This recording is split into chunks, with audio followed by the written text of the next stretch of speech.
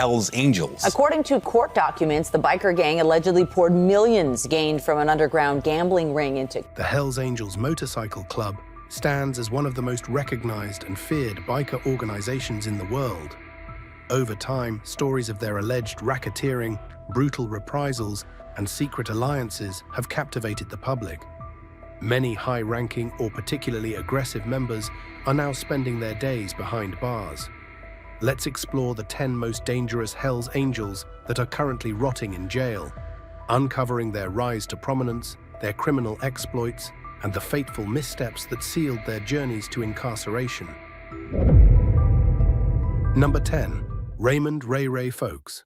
The former president of the Hells Angels Sonoma chapter, Raymond Ray Ray Folks, is charged with conspiracy, assault, and witness intimidation. Raymond Ray Ray Folks might not be a household name to the general public, but within the Hells Angels organization, he was somebody who mattered. Born in 1961, Folks rose through the ranks to become president of the Sonoma County chapter in California.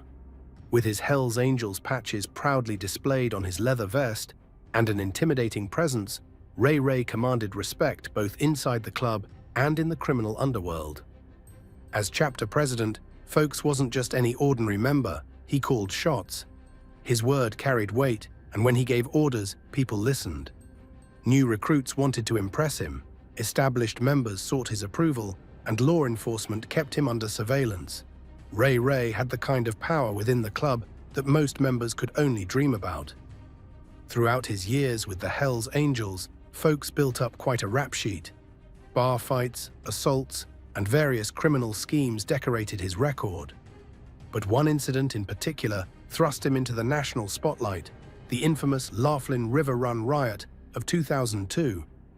This annual motorcycle gathering in Nevada turned bloody when Hells Angels members clashed with their bitter rivals, the Mongols Motorcycle Club. When the dust settled, several people lay dead and many more were injured. Ray Ray was identified as one of the main participants in the violent confrontation, leading to charges of assault and rioting. But surprisingly, violence wasn't what ultimately put Ray Ray behind bars for the long haul. In 2011, federal agents uncovered something unexpected, a sophisticated mortgage fraud scheme with Folks playing a central role.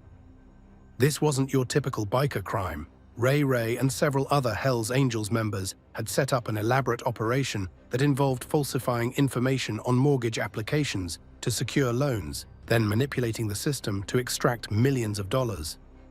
The case demonstrated just how diverse the Hells Angels criminal enterprises had become. Beyond the stereotypical violence and drug dealing that people associate with biker gangs, members like Ray Ray were involved in complex financial crimes that required planning, connections, and business knowledge. This wasn't just brawn, it was criminal brains at work. When the evidence against him mounted, Ray Ray found himself facing serious federal charges. Federal judges don't take kindly to mortgage fraud, especially when it's connected to an organization with the Hells Angels reputation. After conviction, Folks was sentenced to years in federal prison, a dramatic fall from his once powerful position within the motorcycle club. Today, Raymond Ray Ray Folks spends his days in a prison cell, a far cry from the freedom of riding his Harley down California's coastal highways with his brothers. His case serves as a stark reminder that the Hells Angels' criminal activities extend far beyond their tough guy image into sophisticated financial schemes that can bring down even their highest-ranking members. While Ray Ray's downfall came through white-collar crime, other Hells Angels like Otis Garrett fell because of more traditional biker-related offenses involving drugs and violence. Number 9. Otis Garrett. Otis Garrett built his reputation in the Hells Angels Ventura chapter the old-fashioned way, through unwavering loyalty and a willingness to handle the club's dirty work. Unlike some members who sought leadership positions, Garrett was known as a reliable soldier, someone who didn't need the spotlight but could always be counted on when things got rough. For decades, Garrett proudly wore his Hells Angels colors, becoming a familiar face at club gatherings across California's Pacific coast. His weathered appearance and no-nonsense demeanor earned him respect within the organization and fear outside of it. Throughout the years, Garrett developed a reputation for toughness and reliability that made him valuable to the club's operations. Garrett's criminal record tells the story of a man fully committed to the outlaw biker lifestyle. While some Hells Angels managed to balance club life with legitimate work, Garrett embraced the darker side of the organization. His lengthy record included multiple arrests for assault, typically connected to conflicts with rival motorcycle clubs like the Mongols and Vagos. These violent encounters were part of the ongoing territorial disputes that defined relations between competing outlaw clubs in Southern California. But it was drug trafficking that ultimately led to Garrett's downfall. In 2014, the Ventura Police Department coordinated a major operation targeting the Hells Angels drug distribution network in the county. This wasn't a small-time bust. It involved multiple law enforcement agencies working together to dismantle what they described as a sophisticated operation distributing methamphetamine and cocaine throughout the region. When police raided Garrett's residence, they discovered substantial quantities of drugs and multiple firearms. For Garrett, who already had felony convictions on his record, the possession of these weapons added significant complications to his legal troubles. Each gun found in his home represented another charge, another reason for prosecutors to seek maximum penalties. The evidence against him was overwhelming. Drugs, guns, surveillance footage, phone records, and testimony from informants all painted a damning picture of his involvement in organized criminal activity. Prosecutors portrayed Garrett as a key figure in the Hells Angels drug operation in Ventura County, presenting evidence showing how he helped coordinate distribution networks, managed relations with suppliers, and enforced the club's control over local drug markets. The judge showed little mercy during sentencing, citing Garrett's extensive criminal history and his central role in drug trafficking operations. For a man who had spent decades living by his own rules on the open road, the confinement of prison walls represented a dramatic change of circumstances. Today, Otis Garrett remains behind bars, serving his sentence in a California state prison. His case demonstrates how local chapters of the Hells Angels operate criminal enterprises that inevitably attract law enforcement attention. His fall from respected club member to prison inmate reveals the risks that come with the outlaw lifestyle. While Garrett's criminal activities were centered in Ventura County, other Hells Angels members, like Randy "Mad" Jurga, operated on a much larger scale, becoming targets of nationwide manhunts and international police operations. Number 8. Randy Yeager. Randy Yeager is one of the worst of them all.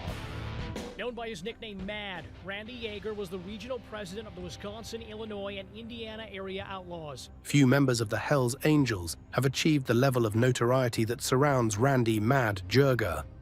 His story reads like something from a crime movie, rising through club ranks, becoming a regional president, facing serious criminal charges, and then disappearing for nearly 2 decades as one of America's most wanted fugitives. Born in 1956, Jurga grew up during a time when motorcycle clubs were gaining prominence across America. The rebellious culture of the 1960s and 70s attracted many young men seeking brotherhood and adventure outside mainstream society.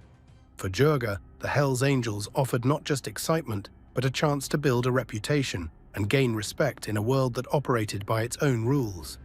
What set Jurga apart was his natural leadership abilities and fierce dedication to the club. Over time, he rose through the ranks to become the Midwest president of the Hells Angels, overseeing chapters across several states. This wasn't just any position. It placed him among the elite of the club's hierarchy and made him a high-value target for law enforcement agencies monitoring outlaw motorcycle clubs. His nickname MAD wasn't chosen randomly. Fellow members and rivals alike knew Jurga for his explosive temperament and unwillingness to back down from confrontation. When disputes arose between the Hells Angels and rival clubs, Jurga often stood at the front lines, ready to defend his brothers and the club's reputation at any cost. This fierce loyalty earned him deep respect within the organization, but also put him directly in the crosshairs of federal investigators. In 1997, everything changed for Jurga when a federal grand jury handed down indictments against him and several other Hells Angels members. The charges were extensive and serious: drug trafficking, racketeering, and various violent crimes. Federal prosecutors had built their case over years, gathering evidence through informants, surveillance, and undercover operations. When the indictments came down, it was clear that authorities were determined to dismantle what they saw as a criminal organization operating under the guise of a motorcycle club. But unlike many of his fellow club members who were arrested and faced trial, Jurga made a fateful decision. Rather than surrender to authorities and fight the charges in court, he vanished. This choice put him on the FBI's most wanted list and launched what would become one of the longest manhunts in American history. For 17 years, Randy "Mad" Jurga lived as a ghost. While his former brothers faced trials and prison sentences, Jurga managed to stay one step ahead of the law. Rumors placed him in various countries, sometimes in Canada, other times in South America or Europe.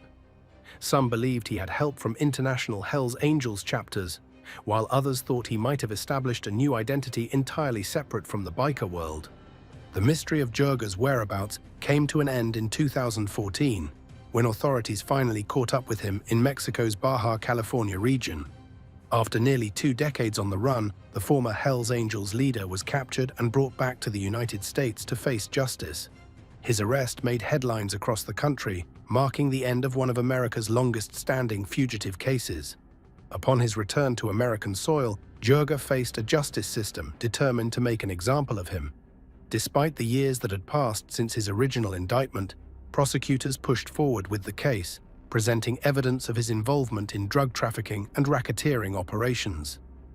After a trial that drew significant media attention, Jurga was convicted on multiple counts and sentenced to a lengthy prison term. Today, the man once known as Mad spends his days in federal prison, his legend within the Hells Angels, now serving as both a cautionary tale and a testament to the club's defiant spirit. His story of evasion and capture has become part of Hells Angels lore, discussed in hushed tones among members who still respect his determination to avoid capture for so long. While Randy Jurga evaded authorities through traditional means, hiding, disguises, and border crossings, another Hells Angel used his professional position as cover for criminal activities. James Kaufman's story shows how the reach of the Hells Angels extended beyond stereotypical bikers into surprising corners of society.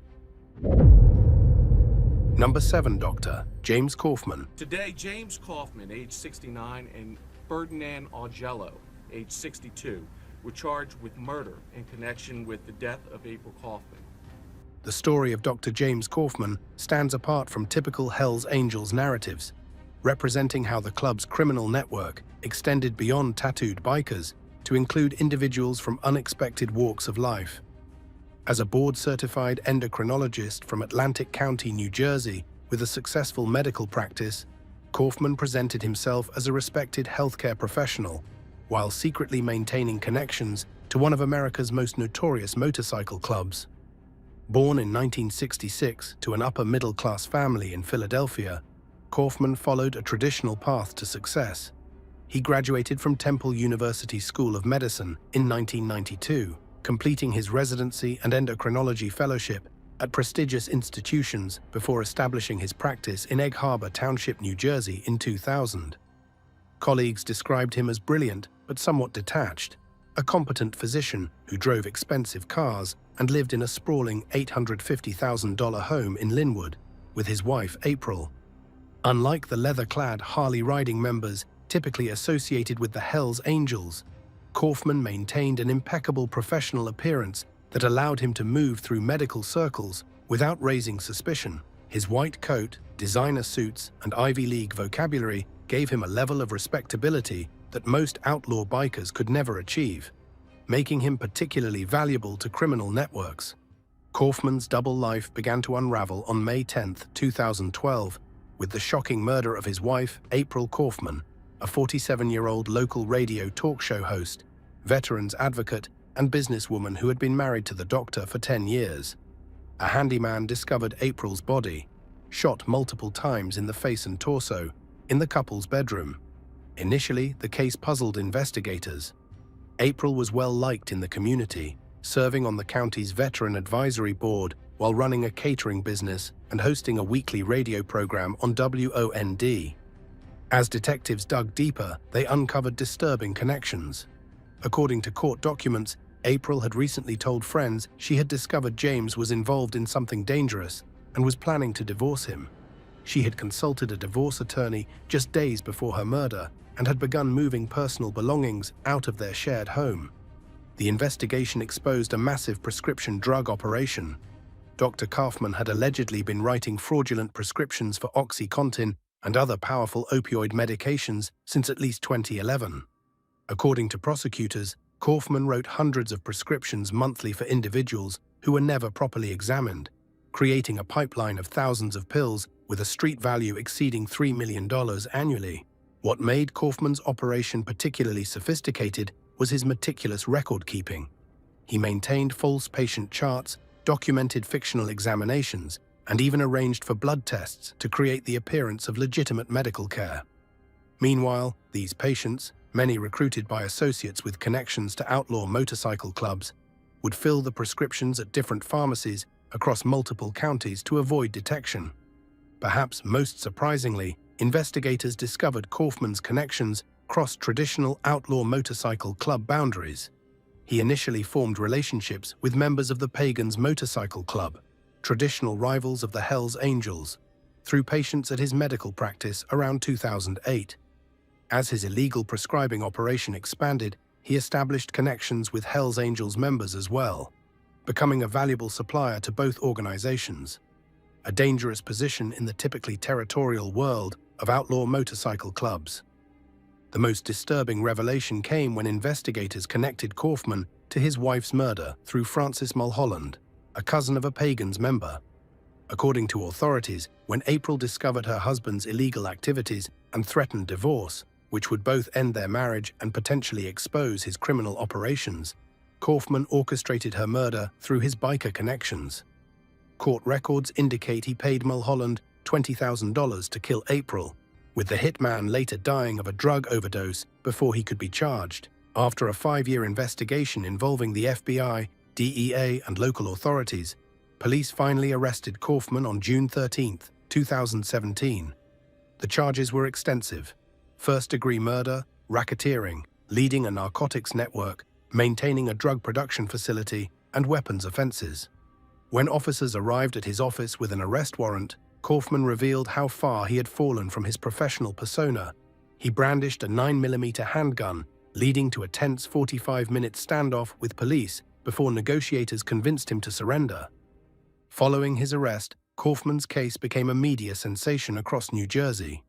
The story of a respected doctor involved with outlaw bikers and implicated in his wife's murder captivated the public's attention, earning front-page coverage and extensive television reporting.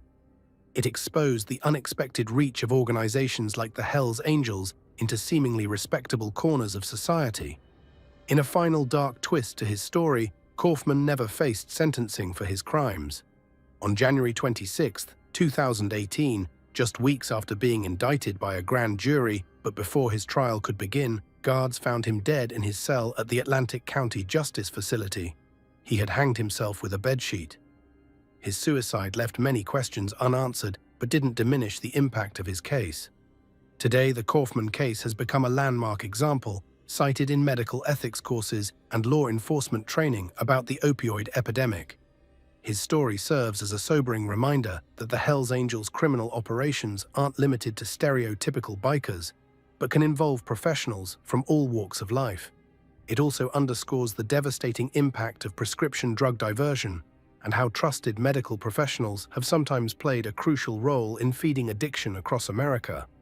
While Dr. Kaufman represented an unusual connection to the Hells Angels world, more traditional members like Rusty Coons embodied the leadership and organizational structure that made the club's criminal activities possible on a larger scale, creating the demand for the very drugs that doctors like Kaufman illicitly supplied. Number 6. Rusty Coons. Happens, and all of a sudden everything you've held dear, everything that you love. Harold Rusty Coons commanded attention wherever he went. Standing 6 feet 5 inches with a muscular 245-pound frame covered in distinctive Hells Angels tattoos, he physically embodied the intimidating presence the club cultivated. Born in 1953 in Bakersfield, California, Coons grew up during a transformative era when motorcycle clubs were evolving from groups of thrill-seeking veterans into organized fraternities with their own codes, territories, and increasingly criminal enterprises. From an early age, Coons showed an interest in motorcycles that went beyond casual enthusiasm. While other kids had posters of rock stars on their bedroom walls, young Rusty was fascinated by the powerful machines that symbolized freedom and rebellion. By 16, he had already purchased his first motorcycle, a beat-up Harley Sportster that he meticulously restored in his father's garage. This passion only grew stronger as he matured, eventually leading him to seek out others who shared his dedication to the biker lifestyle. Coons first encountered the Hells Angels at a motorcycle rally in 1974, immediately drawn to their brotherhood and outlaw reputation. After a 2-year prospecting period where he proved his loyalty through increasingly risky activities, Coons earned his patches and became a full member of the San Bernardino chapter. His natural charisma, imposing presence, and strategic mind quickly set him apart from ordinary members.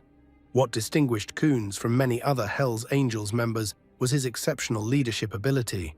Over the years, he rose through the club's ranks, eventually serving as president of both the San Fernando Valley and Orange County chapters at different points in his career. These weren't minor positions. Chapter presidents make decisions affecting dozens of members and oversee territories generating significant income through both legitimate and illegal activities. As a leader, Coons was known for his assertiveness, strategic thinking, and business acumen. Under his guidance, the chapters he led expanded their influence throughout Southern California, establishing profitable relationships with drug suppliers and building a sophisticated distribution network that moved methamphetamine throughout the region. Fellow members respected his dedication to the club and his willingness to take calculated risks on its behalf. FBI documents later revealed that during Coons' leadership in the 1990s, the Orange County chapter's drug operations were generating over $2 million annually. He implemented a complex system where lower-ranking members and associates handled street-level sales, insulating higher-ranking members from direct criminal exposure. This organizational structure allowed the chapter to operate more efficiently while minimizing legal risks to its leadership, at least temporarily. Coons' first major legal trouble came in 1999 when authorities arrested him on charges of conspiring to distribute methamphetamine. The investigation had targeted the Hells Angels drug trafficking operations, with Coons identified as a key figure in organizing distribution networks throughout Southern California. Despite hiring top defense attorneys and maintaining his innocence, the evidence proved overwhelming. Surveillance recordings, financial records, and testimony from cooperating witnesses established his central role in the operation, resulting in a 6-year federal prison sentence. This first prison term might have convinced some to walk away from the outlaw lifestyle, but Coons remained dedicated to the Hells Angels. Upon his release in 2005, he returned to active membership, despite the strict terms of his parole. Within months, he had reclaimed significant influence within the organization, serving as an advisor to newer chapter presidents and helping coordinate activities between different Hells Angels chapters throughout California. In 2011, Coons again found himself facing serious legal troubles when he was charged with illegal firearms possession. This case was connected to a controversial ATF operation called Black Biscuit, which aimed to infiltrate and gather evidence against outlaw motorcycle clubs. For over 18 months, undercover agents had posed as bikers, gaining the trust of Hells Angels members and documenting their alleged criminal activities through hidden cameras and recording devices. Coons and his defense team argued vigorously that the charges were the result of entrapment, claiming that undercover agents had pressured or manipulated him into illegal actions he wouldn't otherwise have committed. Court transcripts revealed heated exchanges between Coons' attorney and federal prosecutors over the ethics of the operation, with the defense arguing that agents had crossed legal boundaries in their pursuit of convictions. Despite these arguments, the court was not persuaded. Video evidence showed Coons not only possessing the illegal firearms, but also discussing their potential use against rival motorcycle clubs. He was convicted and sentenced to another 15-year prison term at the Federal Correctional Institution in Victorville, California. Today, at 70 years old, Rusty Coons continues to serve his sentence, with release not anticipated until 2026. Prison officials have documented his continued influence within the Hells Angels network, noting that he receives numerous visitors from active members and maintains correspondence with chapters across the country. According to confidential informants, his advice is still sought on major club decisions, and his approval carries significant weight even from behind prison walls. His case serves as a potent example of how involvement with the Hells Angels can lead even the most cautious members into serious legal jeopardy. The very qualities that made Coons successful within the club, his leadership abilities, strategic thinking, and willingness to take calculated risks, ultimately contributed to the circumstances that led to his imprisonment. Despite his incarceration, Coons' influence within the Hells Angels remains significant. Younger members still speak of him with reverence, and his approach to club leadership continues to shape how chapter presidents operate throughout California. His story has become part of the club's internal mythology. A cautionary tale, perhaps, but also an example of unwavering loyalty to the organization, even in the face of severe personal consequences. While Rusty Coons commanded respect through his leadership of local chapters, few Hells Angels have shaped the entire organization as profoundly as our next entry. A man who defined what it meant to be a Hells Angel for generations of members who would follow in his footsteps. Number 5. Sonny Barger. Can you tell me who becomes a member of a motorcycle club? What's the kind of person that the lifestyle is? Well, it's just a guy that likes to ride a motorcycle and sort of, have a free will and kind of lifestyle. Now, there's a lot of people that ride motorcycles that don't join clubs. If there's one name that stands above all others in the history of the Hells Angels, it has to be Ralph "Sonny" Barger. While many members have come and gone over the decades, Barger's influence on the club has been so profound that he's often referred to as the face of the Hells Angels worldwide. Born in 1938 in Modesto, California, Barger's early life wasn't easy. Raised primarily by his alcoholic father after his mother abandoned the family, young Ralph learned street smarts and self-reliance from an early age. By the time he was a teenager, Barger had already developed the tough, independent attitude that would define his life. After a brief stint in the army, from which he received an honorable discharge when they discovered he was only 16 years old, Barger returned to California, ready to find his place in the world. That place would be on 2 wheels. In 1957, at just 18 years old, Barger founded the Oakland chapter of the Hells Angels, which would go on to become the most influential chapter in the entire organization. Under his leadership, the Oakland Hells Angels established many of the traditions, rules, and symbols that would eventually spread to chapters worldwide. Barger didn't just join the outlaw biker movement, he helped define what it would become. What separated Barger from other outlaw bikers was his intelligence and media savvy. While most Hells Angels avoided publicity and reporters, Barger understood the power of image. He appeared in national magazines, gave newspaper interviews, and eventually authored books about his experiences.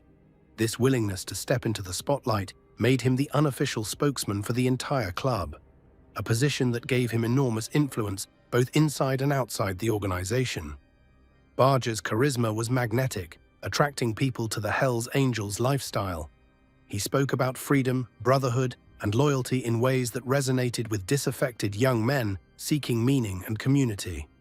His articulate defense of the outlaw lifestyle, despite its obvious dangers and questionable legality, brought many new members into the club who might otherwise never have considered joining. Of course, Sonny Barger's life with the Hells Angels wasn't all media appearances and recruitment. Like many members, he faced his share of legal troubles.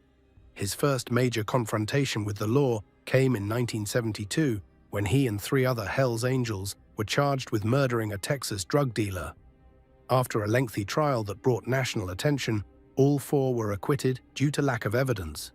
Barger's most serious legal troubles came in 1988, when federal authorities charged him and 14 other Hells Angels members with conspiracy to violate federal explosives and firearms laws.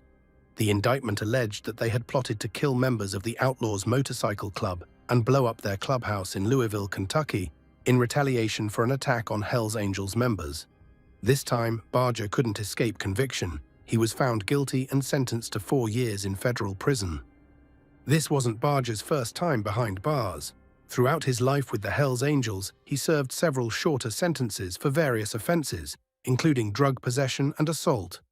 Each time he emerged from prison, his status within the club remained undiminished. If anything, his periods of incarceration only enhanced his reputation among the Angels. Beyond his legal troubles, Barger faced personal challenges that tested his legendary toughness. In the early 1980s, he was diagnosed with throat cancer, likely a result of decades of heavy smoking. The disease required the removal of his vocal cords, leaving him with a distinctively raspy voice produced by an artificial voice box. Despite this setback, Barger continued his active lifestyle with the Hells Angels, showing the same determination that had defined his earlier years. What truly set Barger apart from other Hells Angels leaders was his business acumen. Understanding that the club's outlaw image had commercial value, he worked to protect and monetize the Hells Angels brand. Under his guidance, the club trademarked its famous death head logo and aggressively pursued legal action against unauthorized use. This transformation of the Hells Angels into not just a motorcycle club, but a recognizable brand with intellectual property rights showed Barger's forward-thinking and pragmatic approach to leadership. Despite his advanced age and health challenges, Sonny Barger remained a revered figure within the Hells Angels until his death in 2022. His books, including his autobiography, Hells Angel: The Life and Times of Sonny Barger and the Hells Angels Motorcycle Club, sold hundreds of thousands of copies, introducing new generations to the outlaw motorcycle lifestyle. His ability to present the Hells Angels as misunderstood freedom seekers rather than dangerous criminals helped shape public perception of the club. While Barger achieved fame within America as the face of the Hells Angels, other members gained notoriety internationally, showing how the club's influence extended worldwide. Brandon Cole represents this global reach, demonstrating how the Hells Angels spread their operations and their criminal activities far beyond American shores. Number 4. Brandon Cole. Far from the California highways where the Hells Angels were born, Brandon the Kiwi Cole built his reputation as one of the most dangerous members of the organization's expanding international network.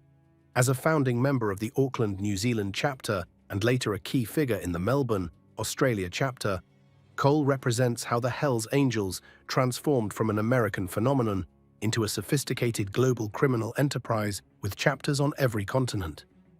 Born in 1972 in Christchurch, New Zealand, Cole's path to becoming a Hells Angel began in his late teens when he developed an obsession with motorcycle culture. Unlike many who joined for the brotherhood or the thrill of the open road, Cole recognized early on that the club could provide opportunities for criminal profit. After serving time in a New Zealand prison for assault in his early 20s, Cole emerged with connections and a reputation that caught the attention of the newly forming Hells Angels presence in the country.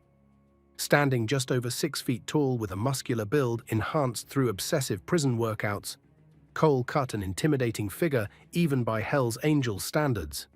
His arms were covered in traditional Maori-inspired biker tattoos, with HAMC, Hells Angels Motorcycle Club, prominently displayed across his knuckles.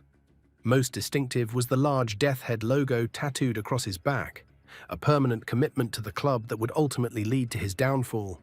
Cole quickly rose through the ranks after helping establish the Auckland chapter in 1999, becoming the club's sergeant-at-arms within 2 years. His reputation for brutal enforcement and absolute loyalty made him a valuable asset as the Hells Angels expanded their presence throughout the South Pacific. By 2003, his connections had grown so valuable that he was transferred to the Melbourne chapter to help solidify the club's growing drug distribution network between Southeast Asia and Australia. What made Cole particularly valuable to the Hells Angels wasn't just his willingness to use violence, but his remarkable network of international connections. Through family ties in New Zealand and relationships cultivated with Southeast Asian suppliers during his frequent business trips to Thailand and Vietnam, Cole helped establish sophisticated supply routes that brought massive quantities of methamphetamine and heroin into Australia and New Zealand, markets where such drugs commanded some of the highest street prices in the world. Under Cole's guidance, the Hells Angels Melbourne chapter became one of the wealthiest outposts in the entire organization. Intelligence reports from the Australian Federal Police estimated that the operation he oversaw generated upwards of 25 million Australian dollars annually. Cole personally maintained properties in both Melbourne and Auckland, along with a fleet of luxury vehicles and motorcycles that he kept registered under various shell companies. Cole wasn't content to operate solely behind the scenes. Known for his explosive temper and sadistic streak, he became the Melbourne chapter's primary enforcer, personally handling situations when business partners failed to meet obligations or rival gangs encroached on Hells Angels territory. Former associates who later testified against him described incidents where Cole tortured competitors who crossed the organization, reportedly keeping a collection of trophies from these encounters hidden at his heavily fortified compound outside Melbourne. By 2010, Australian authorities had identified Cole as one of the most dangerous organised crime figures in the country. Operation Pacific Thunder, a joint task force between the Australian Federal Police, Victoria Police and New Zealand authorities, placed Cole under intensive surveillance for nearly 2 years, mapping his connections and building an airtight case against the biker. The operation culminated in June 2012, when coordinated pre-dawn raids hit 24 locations across Victoria and New South Wales. When tactical officers breached Cole's compound, they discovered not only his personal arsenal of 17 unregistered firearms, including military-grade weapons with serial numbers filed off, but also a sophisticated drug processing laboratory, over $3.4 million in cash, and detailed ledgers documenting the Hells Angels distribution network throughout the South Pacific. The judge showed no mercy, sentencing Cole to 28 years imprisonment with a non-parole period of 22 years, one of the harshest sentences ever imposed on a Hells Angels member in the Pacific region. Additionally, authorities seized over $42 million in assets connected to his criminal empire. Today, Brandon the Kiwi Cole serves his sentence in Port Phillip Prison, a maximum security facility in Victoria where he remains isolated from the brotherhood and freedom that once defined his life. His case represents the increasing sophistication of the Hells Angels' global criminal operations and the corresponding evolution of international law enforcement responses. Despite being thousands of miles from the club's California birthplace, Cole embraced and expanded the same outlaw ethos that defined the Hells Angels from their beginning, building an international criminal network that continues to influence the organization even after his imprisonment. While Cole built his criminal empire across the Pacific, another figure was rising to even greater heights within the Hells Angels' global hierarchy. George Wiegers would become one of the most powerful leaders in the club's history before his own criminal activities brought about his dramatic downfall. Number 3. George Wiegers. In the hierarchy of the Hells Angels Motorcycle Club, few positions carry more power or responsibility than that of international president. George Wiegers held this coveted position during a crucial period of the club's expansion, overseeing its transformation from an American phenomenon to a global network with chapters on 6 continents. Standing over 6 feet tall with a heavy build that earned him respect in the physical world of outlaw bikers, Wiegers was immediately recognizable by his distinctive appearance. With his weathered face, long beard, and arms covered in traditional biker tattoos, he embodied the Hells Angels aesthetic that had fascinated and terrified the public for decades. Born in the early 1950s, Wiegers came of age during the golden era of American motorcycle culture. Like many young men of his generation, he was drawn to the freedom and rebellion represented by groups like the Hells Angels. What set Wiegers apart, however, was his organizational mind and natural leadership abilities. Where some bikers were content to ride and party, Wiegers saw the potential for the Hells Angels to become something bigger and more powerful. As he rose through the ranks from ordinary member to chapter officer to regional leader, Wiegers developed a reputation for balancing the club's traditional values with modern criminal enterprises. Under his guidance, the Hells Angels diversified their illicit income streams, moving beyond their stereotypical involvement in drugs and prostitution into more sophisticated operations like extortion, money laundering, and infiltration of legitimate businesses. What truly distinguished Wiegers' leadership was his vision for international expansion. Recognizing that the Hells Angels brand had global appeal, he encouraged the establishment of new chapters worldwide. During his tenure as international president, the club significantly increased its presence in Europe, Australia, and South America. Each new chapter represented not just additional members, but new criminal opportunities and extended influence. This international growth didn't go unnoticed by law enforcement. By the early 2000s, federal authorities in the United States had identified the Hells Angels as a significant organized crime threat requiring coordinated response. Waggers became a prime target of these efforts, with investigators building a case that would eventually bring down one of the most powerful figures in the club's history. In 2002, following a multi-year investigation that involved wiretaps, surveillance, and information from confidential informants, federal agents executed simultaneous raids on Hells Angels chapters across the country. Waggers was arrested at his home, where authorities found not only incriminating documents related to the club's operations, but also illegal firearms and significant quantities of drugs. Waggers' trial became a media spectacle that offered rare insights into the inner workings of the Hells Angels. Former members testified about the club's structure and criminal operations, while recordings captured Waggers discussing various illegal activities. Despite his attorney's efforts to portray him as merely the leader of a motorcycle enthusiast group, the evidence of his involvement in organized crime proved overwhelming.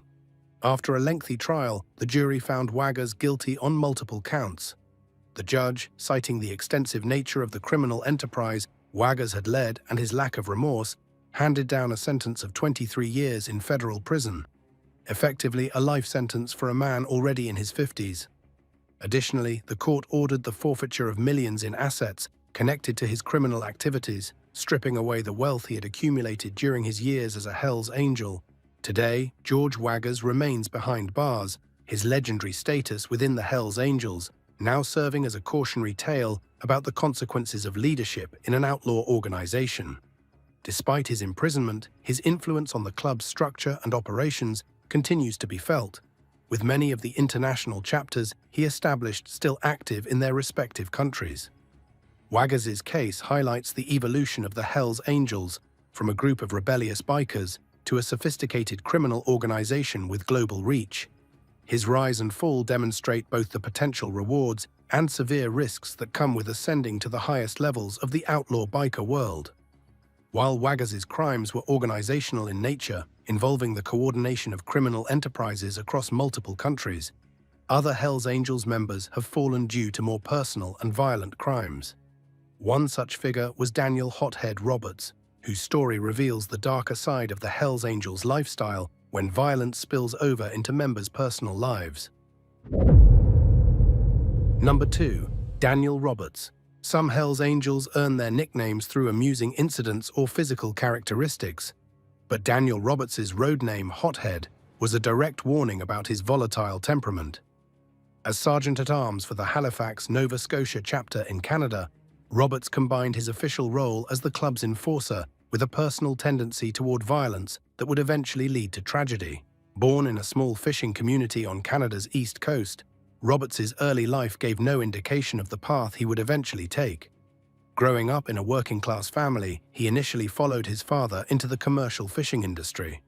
The hard physical labor and dangerous conditions of life at sea helped build the imposing physical presence that would later serve him well in the biker world. Standing 6 feet 4 inches tall, with powerful shoulders and arms developed through years of hauling fishing nets, Roberts' introduction to the Hells Angels came in his late 20s when he purchased his first motorcycle and began socializing with members of local riding clubs. His size, toughness, and willingness to engage in violence quickly caught the attention of Hells Angels members who were looking to expand their presence in Halifax. After serving as a prospect for nearly 2 years, during which he proved his loyalty through various criminal activities, Roberts received his full membership patches around 2000. What distinguished Roberts within the club was his embrace of the enforcer role. As Sergeant-at-Arms, he was officially responsible for maintaining order at club meetings and ensuring members followed the Hells Angels rules. Unofficially, this position also made him the chapter's primary instrument of violence, the man called upon when someone needed to be intimidated, beaten, or worse. Roberts took to this role with disturbing enthusiasm, building a reputation for brutality that extended beyond the club to the wider criminal underworld of Nova Scotia. The relationship between Roberts and his girlfriend, Shannon MacDonald, embodied the complex and often troubled romantic partnerships that develop around outlaw motorcycle clubs. MacDonald, attracted initially to Roberts's power within the Halifax criminal scene, soon found herself in an increasingly controlling and abusive relationship. Friends later testified that she had repeatedly tried to leave him, only to return after threats and promises of change. The situation reached its breaking point in 2004, when MacDonald finally gathered the courage to end the relationship permanently. According to court testimony, she had begun seeing another man and told friends she was planning to move to another province to escape Roberts's influence. For a man whose identity was built around control and respect, this rejection represented an unacceptable challenge. On April 20, 2004, neighbors heard shouting from Roberts's home, followed by gunshots. When police arrived, they found MacDonald dead from multiple gunshot wounds. Roberts had fled the scene but was arrested the following day at another Hells Angels member's home. The murder weapon, a 9mm handgun with Roberts's fingerprints, was recovered from a nearby lake based on information from a confidential informant. Roberts's trial became one of the most high-profile criminal cases in Halifax history. Prosecutors presented evidence of his history of violence, testimony from witnesses who had heard him threaten MacDonald in the weeks before her murder, and forensic evidence linking him to the crime scene. His defense team attempted to attribute the killing to unknown drug dealers or rival bikers, but the jury remained unconvinced by these alternative theories. After deliberating for just 6 hours, the jury found Roberts guilty of first-degree murder. Under Canadian law, this conviction carried a mandatory sentence of life imprisonment with no possibility of parole for 25 years. As the judge read the sentence, Roberts showed the same emotionless expression he had maintained throughout the trial, while members of MacDonald's family finally saw some measure of justice for their lost loved one. Today, Daniel "Hothead" Roberts remains incarcerated in a maximum security federal prison in Canada. His case stands as one of the most stark examples of how the Hells Angels culture of violence can spill over from club business into members' personal lives, with tragic consequences. While most crimes associated with outlaw motorcycle clubs involve drugs, extortion, or conflict with rival gangs, Roberts's case reminds us that the capacity for violence fostered in these organizations can claim victims far removed from the biker world. Roberts's violent nature and tragic crime demonstrates the darkest side of the Hells Angels lifestyle. For our final entry, we'll examine another notorious member whose criminal activities have earned him a long-term residence behind bars, replacing our previous entry with someone whose impact on the organization was even more significant. Number 1. Maurice "Mom" Boucher. Boucher was the head of an elite chapter of the Hells Angels. Everyone knew Mom Boucher was a killer, and he knew everyone knew. Few names strike as much fear in Canadian law enforcement circles as Maurice "Mom" Boucher. As the former president of the Montreal chapter of the Hells Angels, Boucher wasn't just any outlaw biker. He was the architect of one of the bloodiest periods in Canadian organized crime history. A man whose ambition and ruthlessness transformed the Hells Angels from a motorcycle club into a sophisticated criminal empire in Quebec. Born in 1953 in a working-class Montreal neighborhood, Boucher's path to becoming one of Canada's most notorious criminals began early. By his teens, he was already involved in petty crime, which escalated to armed robbery by his early 20s. After serving time for sexual assault in the 1980s, Boucher found his true calling when he joined the Hells Angels, quickly rising through the ranks due to his intelligence, charisma, and willingness to use extreme violence to achieve his goals. What set Boucher apart from other Hells Angels leaders was his business vision. Under his leadership in the 1990s, the Montreal chapter moved beyond traditional biker crimes into an aggressive expansion of their drug trafficking operations. Boucher understood that control of Montreal's lucrative drug market required both organization and intimidation. He established a structured system where puppet clubs like the Rockers would handle street-level drug sales while the Hells Angels managed wholesale distribution, creating a criminal hierarchy that maximized profits while insulating higher-ranking members from direct criminal exposure. Baucher's nickname Mom, pronounced Môme in French, came not from any maternal qualities, but was supposedly a shortened version of Mommy. Ironic for one of the most feared criminals in Canadian history. Standing around 5 feet 10 inches, with a stocky build, and often seen with a serious, calculating expression, Baucher didn't need physical intimidation to command respect.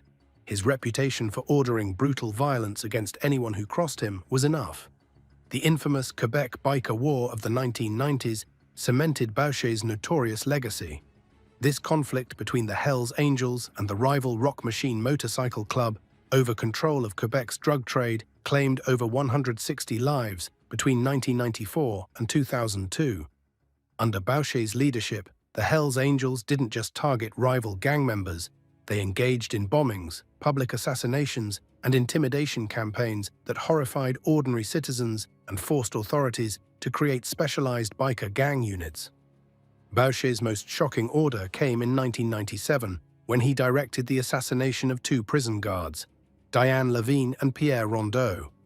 These killings weren't related to any personal grievances. They were calculated strategic moves to intimidate the justice system itself. The murders crossed a line that even hardened criminals recognized, turning public opinion firmly against the Hells Angels and making Baucher the most wanted man in Canada. Despite massive police efforts to bring him to justice, Baucher initially proved elusive. His first trial for the prison guard murders ended in acquittal in 1998, with Baucher famously celebrating by taking a victory lap around Montreal on his motorcycle surrounded by fellow Hells Angels members. This bold demonstration of defiance only increased his legend within the criminal underworld. However, Baucher's reign couldn't last forever.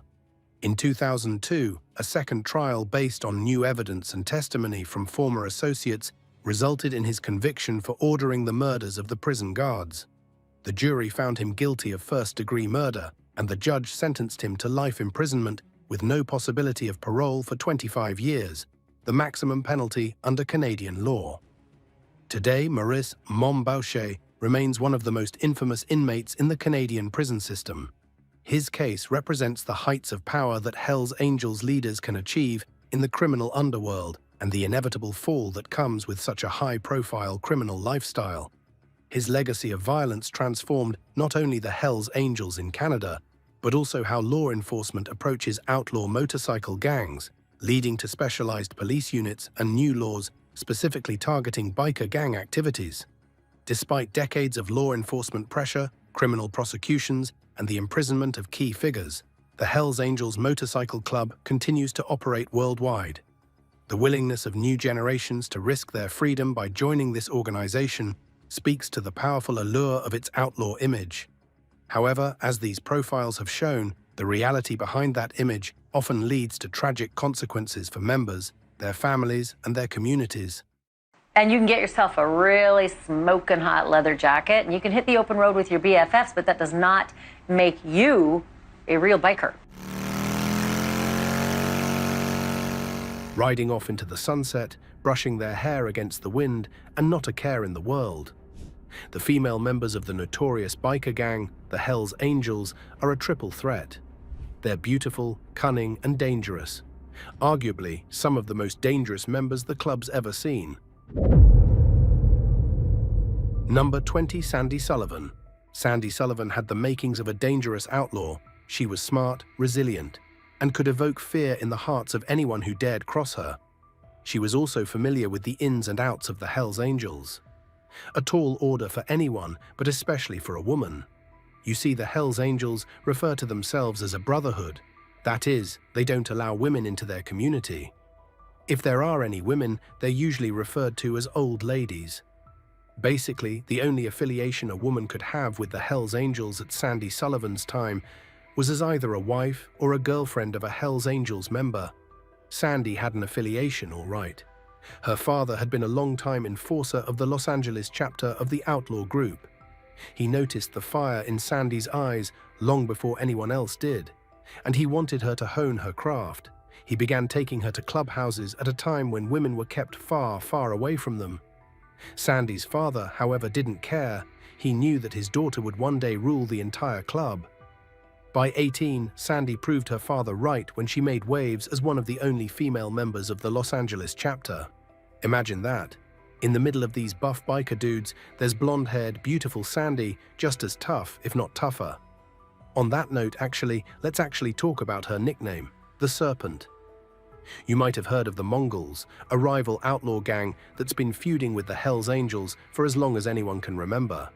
The Mongols were gaining territories around Los Angeles and threatening the Hells Angels' dominance in the region. They had to be stopped. You'd think that as a member of the notorious outlaw group, Sandy would have been just the same as any of the men in her circle and immediately resorted to violence. The truth is, she never did because she never had to. All Sandy had to do was talk her way through a situation. Her venom was her ability to manipulate any situation, causing internal strife, and that's exactly what she did with the Mongols. She never raised her fists. Instead, she just infiltrated the rivaling group from within, making them fight among one another and slowly break away. She conquered by numbers because once bikers had left the Mongols, they sought membership in the Hells Angels. And who did they trust to lead them through this new chapter? None other than the Serpent herself. This isn't to say that Sandy never resorted to using her fists. She did sparingly, only when she had to, though. Sandy's name had come up in several police investigations, including some that tied her to forced disappearances and even slayings of rival group members. At the end of the day, though, none of those charges could ever stick, and Sandy rode off into the sunset without a care in the world. Number 19. Habiba Khajan. The Hells Angels have gained prominence in North America, and while they might have originated in the United States, there's arguably a more dangerous faction living in Canada. This takes us to the story of Habiba Khajan, a 43-year-old resident of London, Ontario, whose face was plastered all over the front page in 2019 when she was found involved with the Hells Angels. In December 2019, as part of Operation Hobart, the Ontario Provincial Police arrested Khajan along with 27 others, including Robert Barletta, a founding member of the London Hells Angels chapter. The investigation uncovered an extensive illegal gambling network that reportedly generated approximately $131 million over 5 years. Khajan faced multiple charges, notably unauthorized possession of a firearm and involvement in gambling operations. Authorities alleged that her residence at 203 Commissioners Road was utilized to launder proceeds from illegal gambling activities, store illegal firearms, and facilitate the gambling operation. But the police have no real way of tying her to any of those crimes anymore. Why? Just a few weeks into her arrest, and long before the police had obtained a warrant to search her $1 million property, a fire broke out, destroying the house and everything with it, all the evidence. Was this fire deliberately set up by Khajan and the Hells Angels to conceal further evidence of their illegal gambling activities? With the house in ashes, prosecutors have no way to prove it. In November 2020, Khajan initiated a lawsuit against her insurance company, seeking $3.3 million after they refused to cover the damages from the fire. The insurer contended that Khajan violated her policy by not disclosing her alleged connections to the Hells Angels and misrepresenting herself as the sole owner of the property. The legal proceedings surrounding Khajan and the other individuals arrested during Operation Hobart have been complex. While the criminal charges were significant, the outcomes varied, with some charges being withdrawn or resulting in lesser convictions. Nonetheless, the operation highlighted the extensive reach of illegal gambling networks in Ontario and their alleged ties to organized crime groups like the Hells Angels. Khajan's case underscores the challenges law enforcement faces in dismantling sophisticated criminal enterprises and the intricate legal battles that often ensue in the aftermath of such operations. Number 18. Rosie Road Rage Ramirez. How do you join a supposed brotherhood as a woman? It might sound like the most difficult thing in the world, but nothing was too difficult for Rosie Ramirez, especially since she wanted to be a part of the Hells Angels for as long as she could remember. Growing up in an impoverished neighborhood in Arizona, there wasn't much for the Ramirez family to do. Rosie came from a big family, and unfortunately, one that didn't have the means to sustain such a large household. This basically meant that from as long as she could remember, Rosie had to fend for herself. She had to make her own way in life. There weren't going to be any shortcuts, especially not when it came to joining the notorious outlaw gang. Rosie became affiliated with a local motorcycle gang in her teens, working her way to the very top. She didn't rely on anything besides her brute force. And Rosie had a lot of it. You especially wouldn't want to catch Rosie on the road. While the outlaw biker was a skilled motorist, she also had a short fuse. This basically meant that if you cut her off on the highway, she was about to chase you down, run you off the road, and worse. Again, you don't earn the moniker Road Rage for being the most patient person on the planet. The Hells Angels weren't too thrilled with the idea of the local motorcycle gang being absorbed into the Arizona chapter, especially since Rosie was a part of the package. Did they let her join to humor her? Did they think she would be shoved out of the clubhouse in due time because she was a woman after all? Maybe, but they severely underestimated her tenacity. Not only did she prove that she was as tough as nails, but she also showed that she was a core member of the group when she defeated members of a rival gang. Rosie and her Hells Angels associates were outnumbered when they came face to face with rival gang members.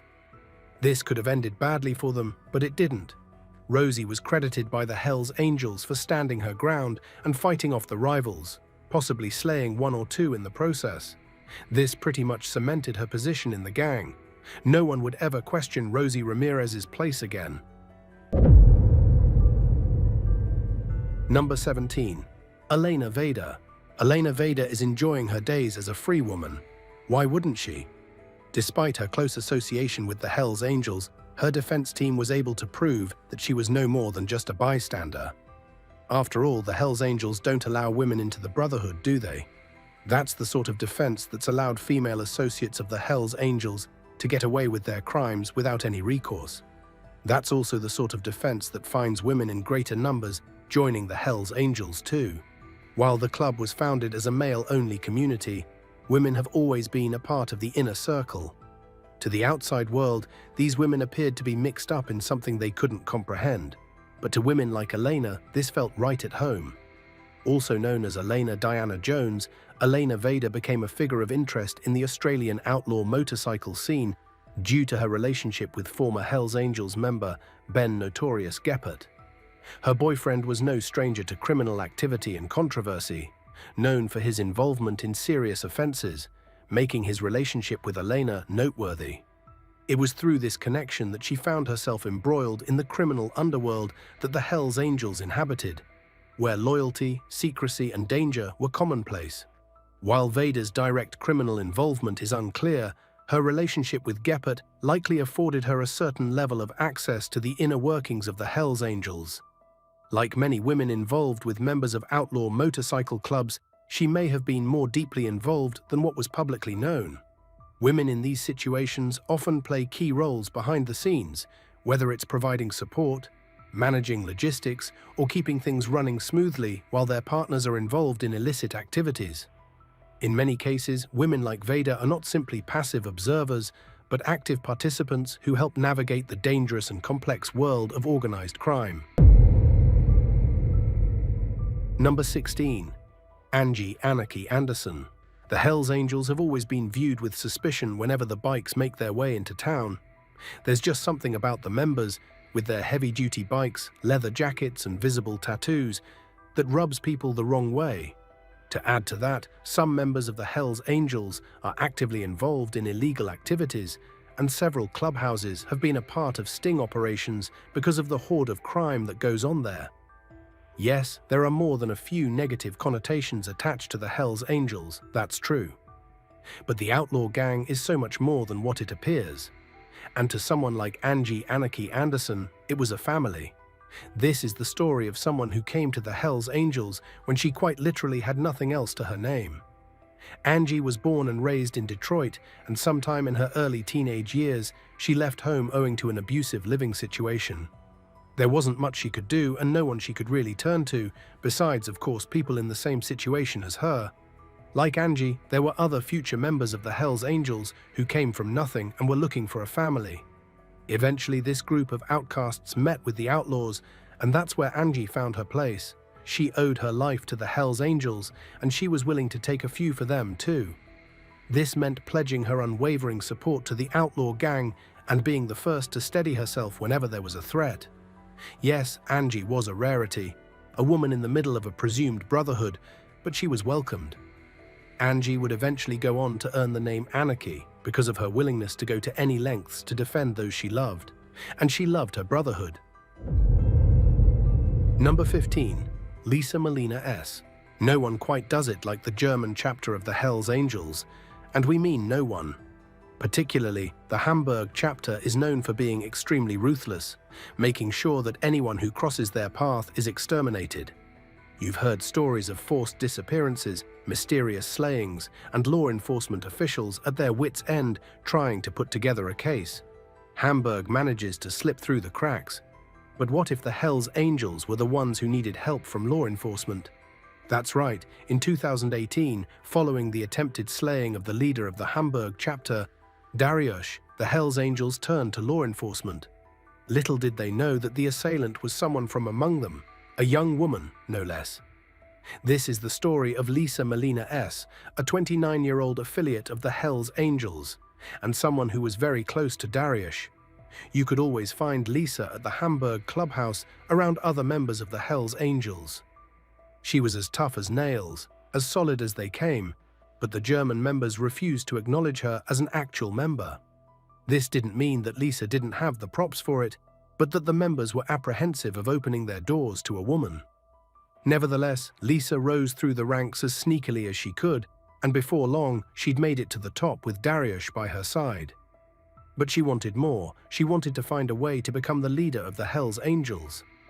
You see, the Hamburg chapter of the outlaw gang works as enforcers for other gangs and organizations. They use brute force to get their way. Maybe that's why they never suspected Lisa to be the true mastermind behind their president's murder. Anyway, in December 2018, while Dariush was waiting at a red light in his Bentley on the Millentorplatz, a Mercedes pulled up beside him and he was shot multiple times, leaving him paralyzed and wheelchair-bound.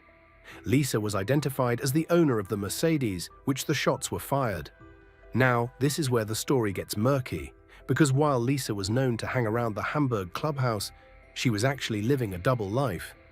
She also had ties to the rivaling Mongols gang. The orchestrator of this attack was identified as Arash, Lisa Molina's then boyfriend and pimp, who held a leadership position within the rival Mongols motorcycle club. Investigations revealed that Arash coordinated the assassination from prison, instructing Lisa Molina to facilitate the hit. Following the attack, she fled but was apprehended shortly after. In court, she admitted to her role, expressing that she saw the act as an opportunity to demonstrate her loyalty to Arash. Lisa was handed a 12-year sentence for the attempted slaying, but many believe that she wouldn't have gone through such lengths for Arash, someone who was already in prison. In fact, for his role in the crime, Arash was handed a life sentence. Why would Lisa waste her life on someone who had no way of getting back to her in the real world? Many believed that after viewing the sort of life that Arash had been living, she wanted in on it. She couldn't procure her place in the Mongols, which was when she turned to the Hells Angels. Her affiliation with Dariush was purely to get him to lower his guard. Did Lisa plan on becoming a member of the Hells Angels? Did she plan on staying with the Mongols? Or was this the stepping stone into Lisa creating something much bigger than the two groups? Number 14. Molly Mad Dog McDougal. You're either a part of the Hells Angels or you're not. For many women, the unfortunate reality is that they are never truly accepted into the outlaw gang. There are a few negative connotations attached to having female members in a bike gang, and the Hells Angels didn't want to have to be among the first outlaw gangs to change what had become tradition. But there was just something about Molly McDougal that compelled them to bend the rules. After all, she was the mad dog. The Hells Angels don't rely on numbers for their strength. They rely on their brute force. It's the death stare that they give people crossing their path that makes them walk the other way. It's the way they stand tall and proud with their club patches in full view. To become a member, Molly had to embody whatever it took to be an outlaw, and she did it flawlessly. Her rebellious attitude had gotten her in trouble before. She was seen as an outlaw from a very young age, refusing to obey anyone's orders. The only person she ever truly listened to was herself. But the mad dog had to tone it down by a considerable lot when she joined the Hells Angels. As a woman, she was placed under probation for a time being. Molly had to work twice as hard as any man in the Hells Angels. She had to make her presence known and make sure that everyone around her respected her. Molly earned a wild reputation as part of the Hells Angels. She was known for her short fuse and fearless attitude, which kept her on law enforcement's radar. Still, she always seemed one step ahead.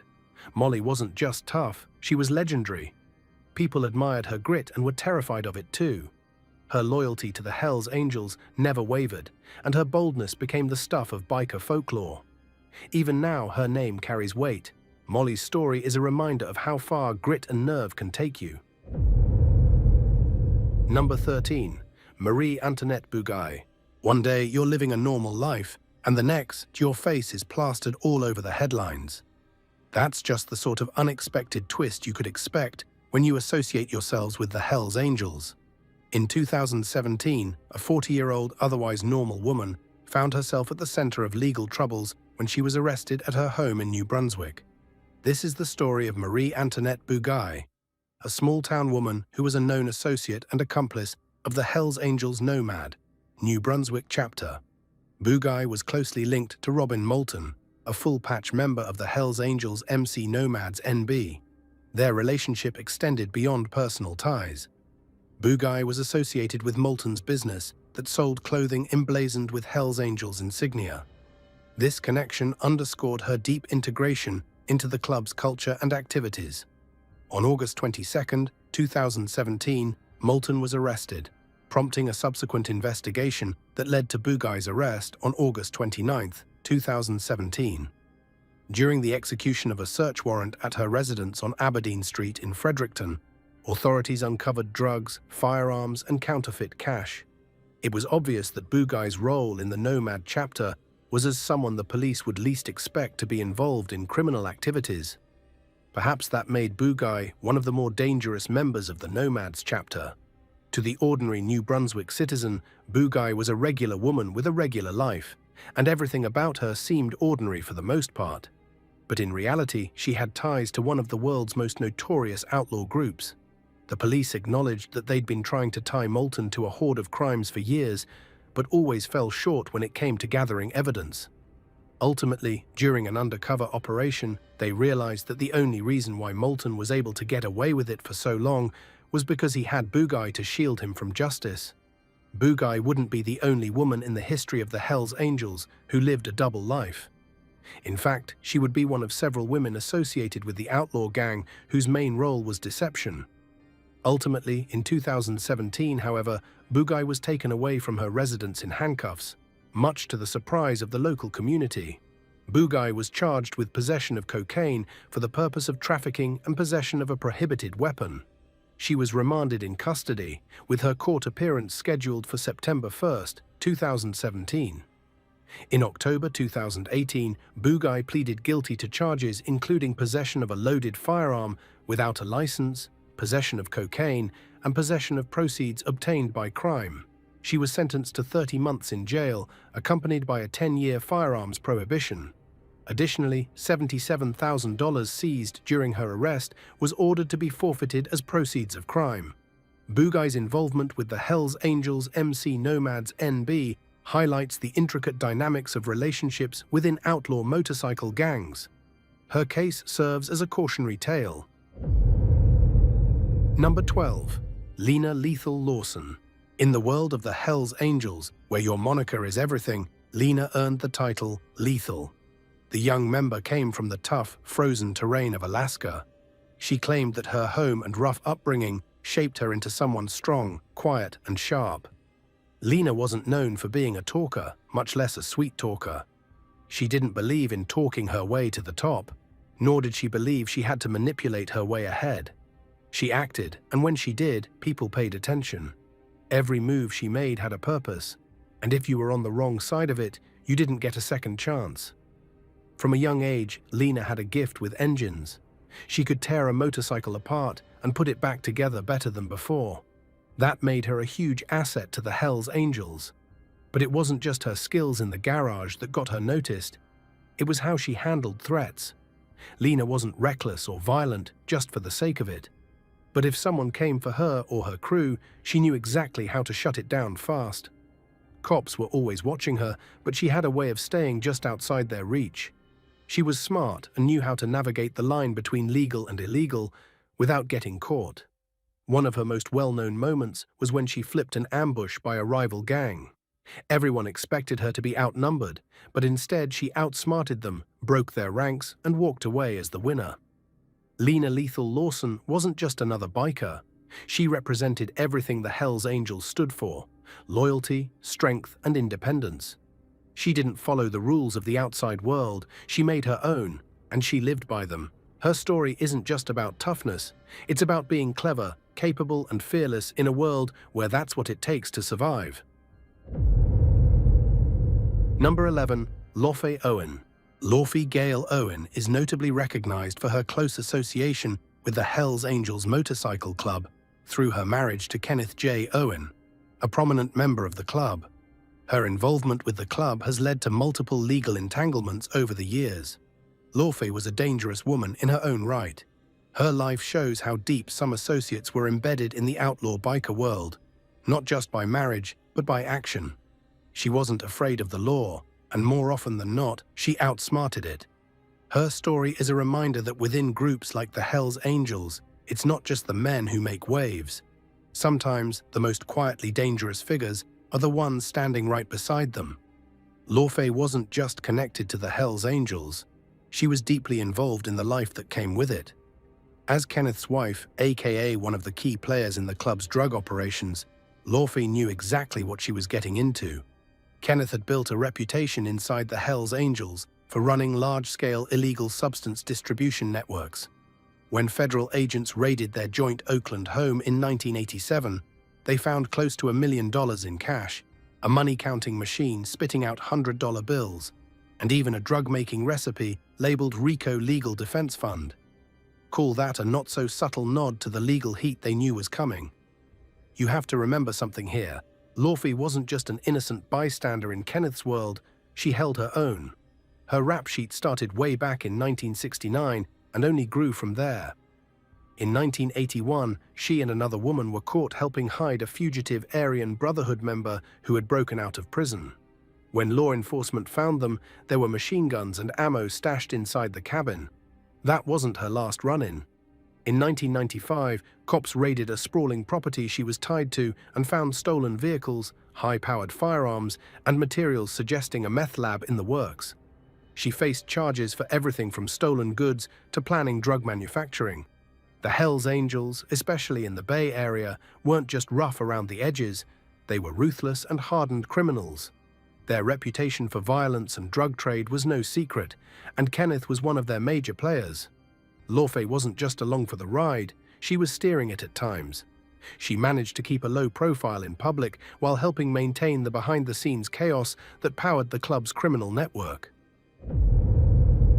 Number 10. Tara Tornado Thompson. Tara Tornado Thompson is one of the most respected and feared women in the Hells Angels. Known for her tough, no-nonsense attitude, she quickly made a name for herself in a world dominated by men. In a club where women often faced challenges to prove their worth, Tara didn't just fit in, she stood out. Her nickname, Tornado, perfectly matches her fiery personality and the chaos she could create when needed. As part of the Hells Angels, she was involved in various activities, showing loyalty to the club and its dangerous lifestyle. Tara's reputation grew as someone not afraid to get her hands dirty, whether it meant standing her ground in tough situations or taking on tasks that others might shy away from. Over the years, Tara earned the respect of the club's members, not just for her boldness, but for her unwavering commitment to the Hells Angels. Her ability to navigate the male-dominated world of the club shows the growing influence of women in the outlaw biker community, where they're slowly but surely claiming more powerful roles. Tara Tornado Thompson proved that women could be just as formidable and even more dangerous than their male counterparts. Number 9. Kimberly Lee, Kimbra Townsend. Kimberly Lee Kimbra Townsend is often tied to the darker side of the outlaw biker world. She became well known in the early 1980s when she was arrested for helping Michael Howard Walton, a fugitive from the Aryan Brotherhood who had escaped from prison. This arrest highlighted her involvement in a world that thrives on secrecy, loyalty, and crime, which are key parts of outlaw biker culture. While there's no solid proof of her direct link to the Hells Angels, her connections to outlaw clubs, including the Hells Angels. In the world of outlaw motorcycle clubs, women like Kimbra often play a much bigger role than most realize. While these clubs are known for their male-dominated leadership, women are key players in their operations. They often act as accomplices, confidants, and even masterminds in illegal activities like drug trafficking, money laundering, and arms dealing. Kimbra was skilled at using her position to manipulate the men around her, using charm and influence to her advantage. Though she may have seemed like a bystander, Kimbra's involvement was much deeper. She likely had access to sensitive information and played a part in the club's operations. By staying out of the spotlight, she was able to manipulate situations and maintain a powerful position within the criminal network. In a world where women are often underestimated, Kimbra was a master of using her intelligence and connections to her advantage, making her indispensable to the outlaw biker world. Number 8. Fiona Firebrand Fitzpatrick. In a world where rules were meant to be broken, Fiona Firebrand Fitzpatrick stood out as someone who didn't just live in the chaos, she thrived in it. Born and raised in Chicago, Fiona wasn't the kind of person to go with the flow. Even as a kid, she pushed back against anyone who tried to tell her how things should be. That rebellious streak only grew stronger as she got older, eventually leading her into the world of the Hells Angels. Fiona wasn't just another member. She became known for her fiery speeches and her fierce take-no-prisoners attitude. She challenged societal norms loudly and publicly, earning her the nickname Firebrand. Her words lit a fire in people, especially in other angels, making her a powerful voice within the group. But she wasn't just talk. Fiona was also a doer. When things got rough, she was right there on the front lines, going head-to-head with rival gangs and leading from the front. Her leadership wasn't traditional, but it worked. Fiona inspired people to fight harder, not just with fists, but with purpose. One of her biggest moments came during a massive crackdown on motorcycle gangs across the city. While most groups tried to keep a low profile, Fiona did the opposite. She organized loud, unapologetic protests that drew attention and a lot of heat from law enforcement. It was her way of showing the world that the Hells Angels wouldn't back down without a fight. Of course, her rebellious nature meant she clashed with the police more than a few times. Fiona had a knack for slipping away just when it seemed like they had her cornered. Her cleverness and guts kept her out of jail more times than anyone could count. Fiona Firebrand Fitzpatrick wasn't about playing it safe or following the rules. She stood for rebellion, independence, and the belief that no one could tell her or her crew how to live. She made a name for herself not just through loud words or bold stunts, but by staying true to her fight, no matter the cost. Her legacy is one of passion, defiance, and a fire that never really went out. Number 7. Genevieve Dubois. The Hells Angels, founded in 1948 in California, have grown into one of the most notorious outlaw motorcycle clubs globally, with a significant presence in Canada. Their involvement in organized crime, particularly drug trafficking, has been well documented. The fact of the matter is that right now the whole world knows about the outlaw gang's criminal activities. If you see someone with the Hells Angels emblem on their leather jacket walking toward you, your best bet is to turn around and run the other way. However, the Hells Angels come with a certain sense of unity and internal prestige. For Genevieve Dubois, being an associate meant being a part of something much bigger than herself. However, it was this sort of wishful thinking that led to her being found deceased in 1999. What had happened? Who was Genevieve, and why were the Hells Angels so threatened by her? Genevieve Dubois was allegedly involved in a drug trafficking network linked to the Hells Angels motorcycle club. Authorities suspected that the bikers unalived her due to fears she might cooperate with law enforcement. Dubois' death in 1999 is believed to be connected to the Hells Angels' efforts to eliminate potential informants within their ranks. This period was marked by the Quebec Biker War, a violent conflict between rival motorcycle clubs, including the Hells Angels, over control of drug trafficking territories. The war resulted in numerous deaths and highlighted the brutal tactics employed by these organizations to maintain dominance. The Hells Angels have long maintained a hyper-masculine image, but their reliance on women within their network reveals a complex and contradictory dynamic. Women are frequently brought into their world as girlfriends, wives, or trusted associates. They're often employed for tasks that require a lower profile, like transporting drugs, handling cash, or offering safe houses to evade law enforcement. Don't get it twisted. They're not dragged into this world. They're very active members of it. At least that was the case for Genevieve. Authorities believed that prior to her 1999 slaying, she was an active member who knew about the inner workings of the Hells Angels. Unfortunately for her, the Hells Angels soon realized that she knew too much. Over time, many women like Genevieve become far more than just background players. As they grow closer to high-ranking members, they're entrusted with secrets, introduced to the internal workings of the club, and sometimes become gatekeepers of critical operations. And in some cases, like that of Genevieve, that trust becomes a liability. Remember, she was once a close associate within a Hells Angels-linked drug trafficking ring. Authorities suspect her unaliving was orchestrated by the bikers themselves, fearful she might turn informant. Her death reflects a deeper paranoia within the club, a fear that the very women they relied on could use the trust they'd earned to undermine them. Whether through manipulation, survival instinct, or genuine disillusionment, some women reached a point where they held more power than the men expected, and that made them dangerous. For a group so fixated on control and loyalty, the idea that a woman might be their undoing from within is threatening. In some cases, it's a motive for elimination. Number 6. Daisy Deathwish Donovan. In the outlaw motorcycle world, courage isn't optional, it's survival. For Daisy Deathwish Donovan, it was more than survival. It was who she was. Born in the rugged wilds of Colorado, Daisy was used to pushing limits. She didn't just flirt with danger, she chased it, welcomed it, and made it part of her identity. It was that unshakable thirst for adrenaline that eventually led her to the Hells Angels, a group known not just for their love of freedom, but for their brutal reputation and violent dominance, especially in their Colorado chapter.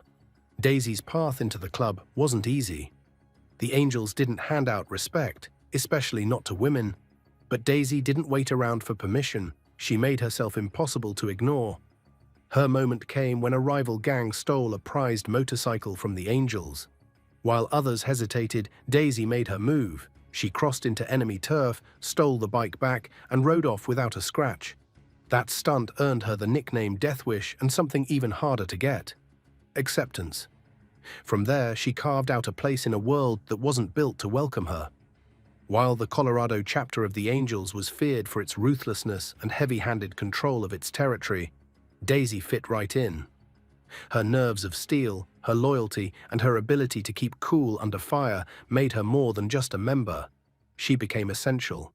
Time after time, she volunteered for jobs no one else wanted: high-risk runs, tense standoffs, close brushes with law enforcement.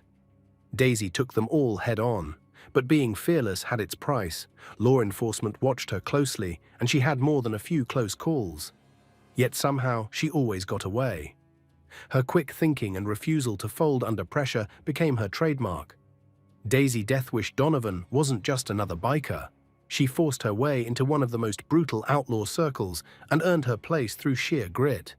Her story isn't just about rebellion, it's about a woman who had to work twice as hard to be taken seriously and who, in doing so, became one of the most unforgettable figures in the history of the Hells Angels. Number 5. Kathleen Ray. In the mid-1970s, Kathleen Ray found herself embroiled in legal troubles and controversy when it came to light that she was a silent member of the Hells Angels Omaha chapter. You might recognize the Omaha chapter as being one of the more ruthless of the Hells Angels chapters, and you'd be surprised that Kathleen was ever inducted into the gang. After all, the Hells Angels aren't necessarily the most forthcoming when it comes to inclusivity. Take the 1970s slaying of Mary Kay Harmer as an example. On that note, did you know that if it weren't for Kathleen, Mary would still be alive today? Not just her, but who knows how many more people have met their demise at Kathleen's hands, although indirectly. Here's where Kathleen's larger role in the Omaha chapter comes up. You see, the Hells Angels have always maintained a hyper-masculine image, and giving Kathleen full membership would have undermined that image. So Thomas Edward Red Nesbitt came up with an alternative instead. She would serve as the face of the chapter. This meant that Kathleen was used as bait by Nesbitt and other members whenever they wanted their rivals to lower their guard. To go ahead with what happened to Mary Kay, she was invited to Nesbitt's residence by Kathleen.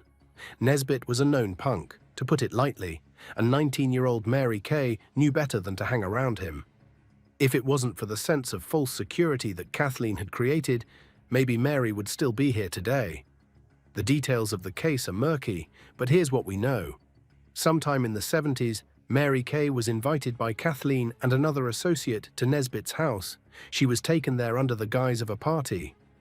Once there, the young Mary Kay was fueled with alcohol and illegal substances, at which point Kathleen and the other woman made their exit. We don't know exactly what happened to Mary Kay or what was said that irked Nesbitt enough to end her life. We don't know what his vendetta was, but coroners believed, based on evidence of trauma, that she was likely tortured.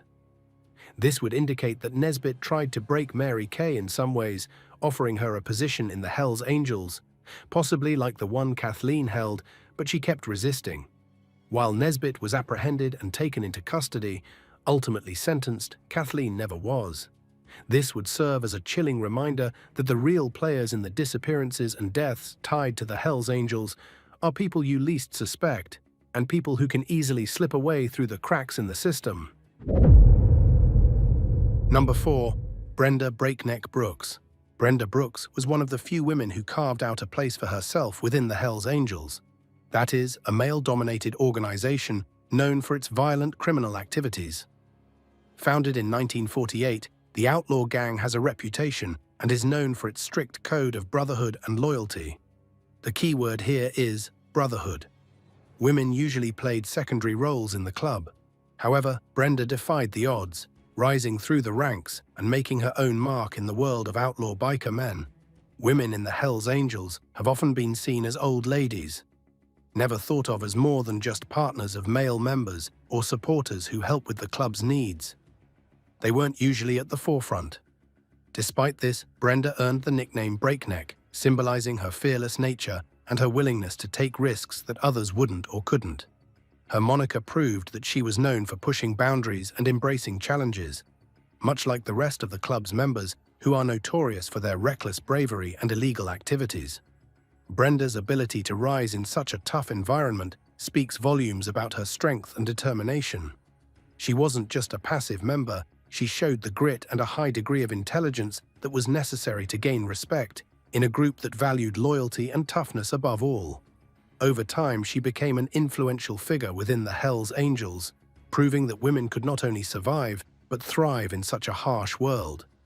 Her story stands as a reminder that while the Hells Angels were traditionally harsh toward women, there were always those like Brenda who defied expectations, pushed past gender roles, and ultimately made their own way in an organization built on brotherhood and power. Number 3. Jacqueline Kallenbach. Sonny, Ralph, and Christy, 3 names that you'll hear over and over again when you talk about the Hells Angels.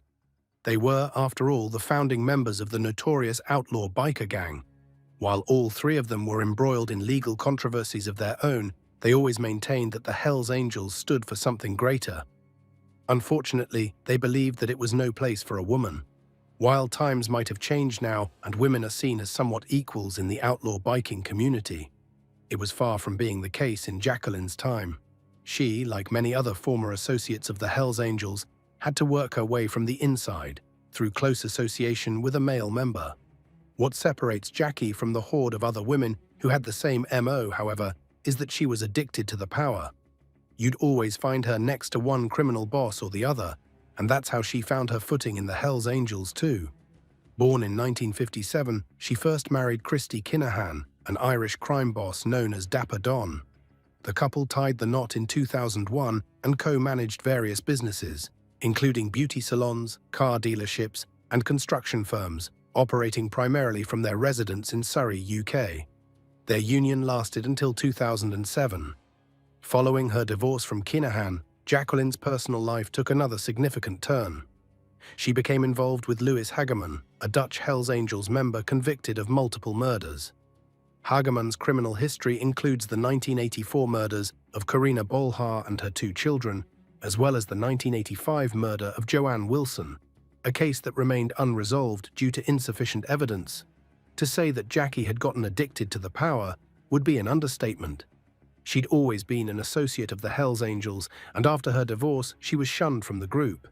This would have a lot to do with the biker gang's notorious no-female reputation and nothing to do with Jackie herself.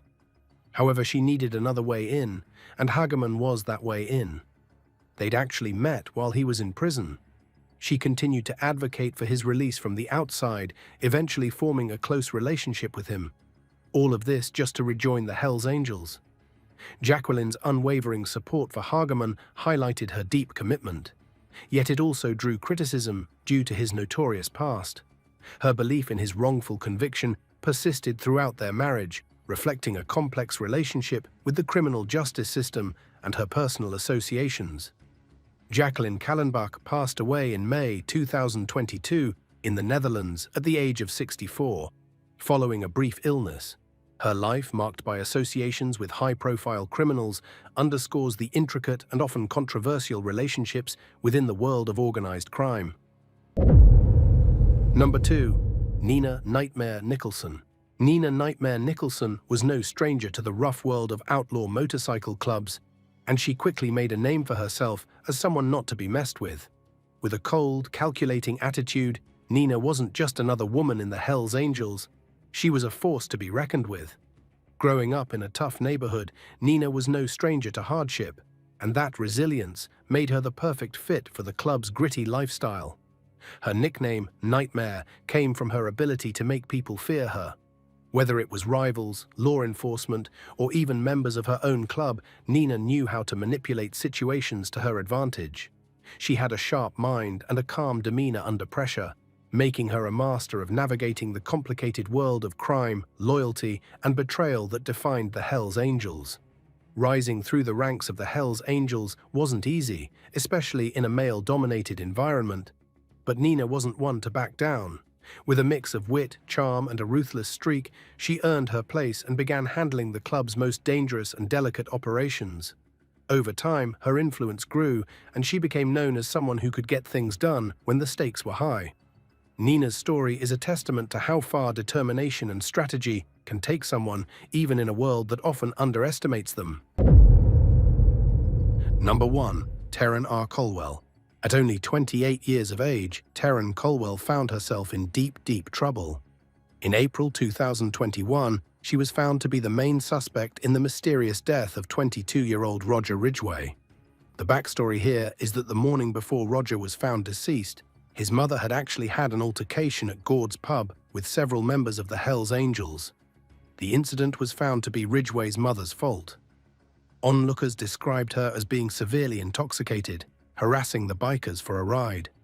This was on April 17th, and Ridgway was immediately called to the scene to control the situation. However, once he got there, he had a confrontation of his own with the bikers.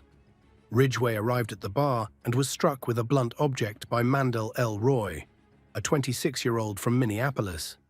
Where does Taryn come up? Fueled by adrenaline, she joined the altercation, allegedly stabbing Ridgway, resulting in his death. The police claimed that Ridgway was stabbed multiple times, asserting how knife-happy Taryn really was. What made the death mysterious, however, was that no one at the pub was willing to testify on Ridgway's behalf. They knew that if they made a peep to the detectives, they'd be next. This actually helped Taryn out greatly, who was able to flee to Minneapolis. Ultimately, however, she was arrested on May 7th after an exhaustive hunt. She led officers on a high-speed chase before abandoning her vehicle and fleeing on foot. Minneapolis police apprehended her, and she was held in the Hennepin County Jail, awaiting extradition to Wisconsin. Initially charged with felony murder, the Hells Angels associate later pleaded no contest to substantial battery with intent to cause bodily harm and aiding a felon. She was convicted on these charges, and sentencing was scheduled for September 30th, 2022. The tragic event underscores the potential dangers associated with confrontations involving motorcycle club members and the profound consequences such altercations can have on all involved. Rumors about a motorcycle club coming to the city as it deals with gang problems in some neighborhoods. Did you know that some of the most dangerous criminals in history have worn the Hells Angels patch? The motorcycle club is infamous for chaos, power, and crime. From shocking violence to clever moves behind closed doors, these men built the club's dark reputation. But who were the most dangerous?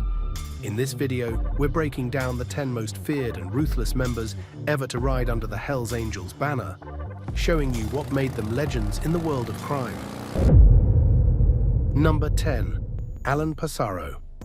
At the Altamont Free concert in 1969, Alan Passaro did something that would make him one of the most feared and infamous Hells Angels members ever.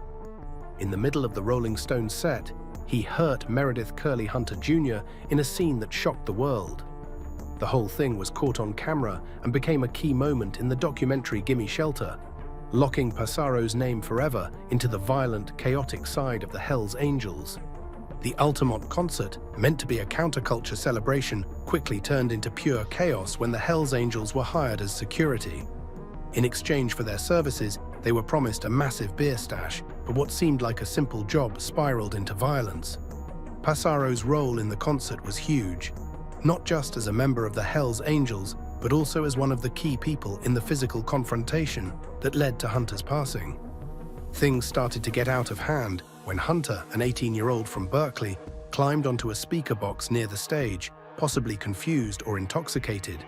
Passaro and the other Angels, drunk from the beer they'd been given, were there to keep order and make sure no one disrupted the performance.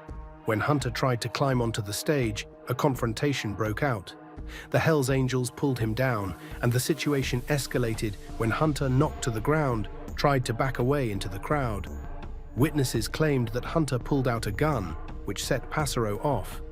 From various reports and footage, including Gimme Shelter, we know Hunter pulled out a revolver, though it wasn't clear if he meant to use it or was just waving it in the heat of the moment.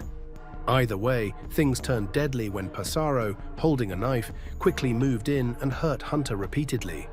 Reports say he hurt him at least 5 times in the upper back. As Hunter lay on the ground, some witnesses even said the Hells Angels stomped on his body. The footage of Hunter's death became a chilling moment in music history, capturing the exact second Passaro began hurting him. In the video, you see Passaro parry the gun with one hand while hitting with the other. His movements were calm and calculated, even though the scene was total chaos. It was clear from his actions that he wasn't just reacting to the situation. He was fully in control of what he was doing, a sign of how dangerous and focused he really was. After Hunter's death, Passaro was arrested and charged with unaliving. His life didn't settle after Altamont. Though he was acquitted of unaliving, he continued to live under the shadow of what happened.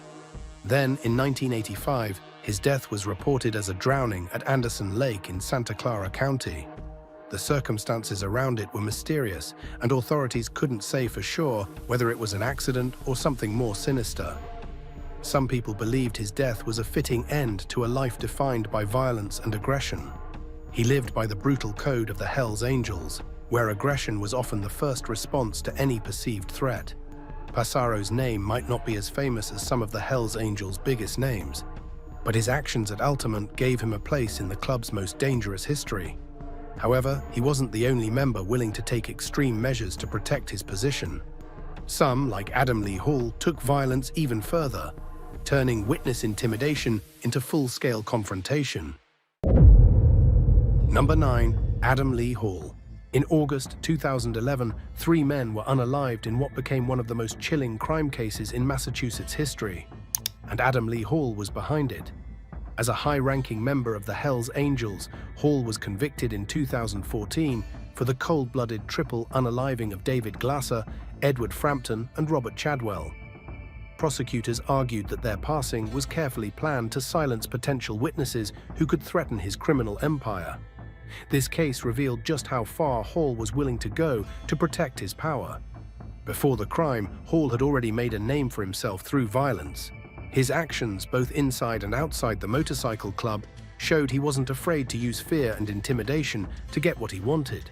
Hall wasn't just a member of the Hells Angels. He was a power player with a brutal past and a need to maintain control.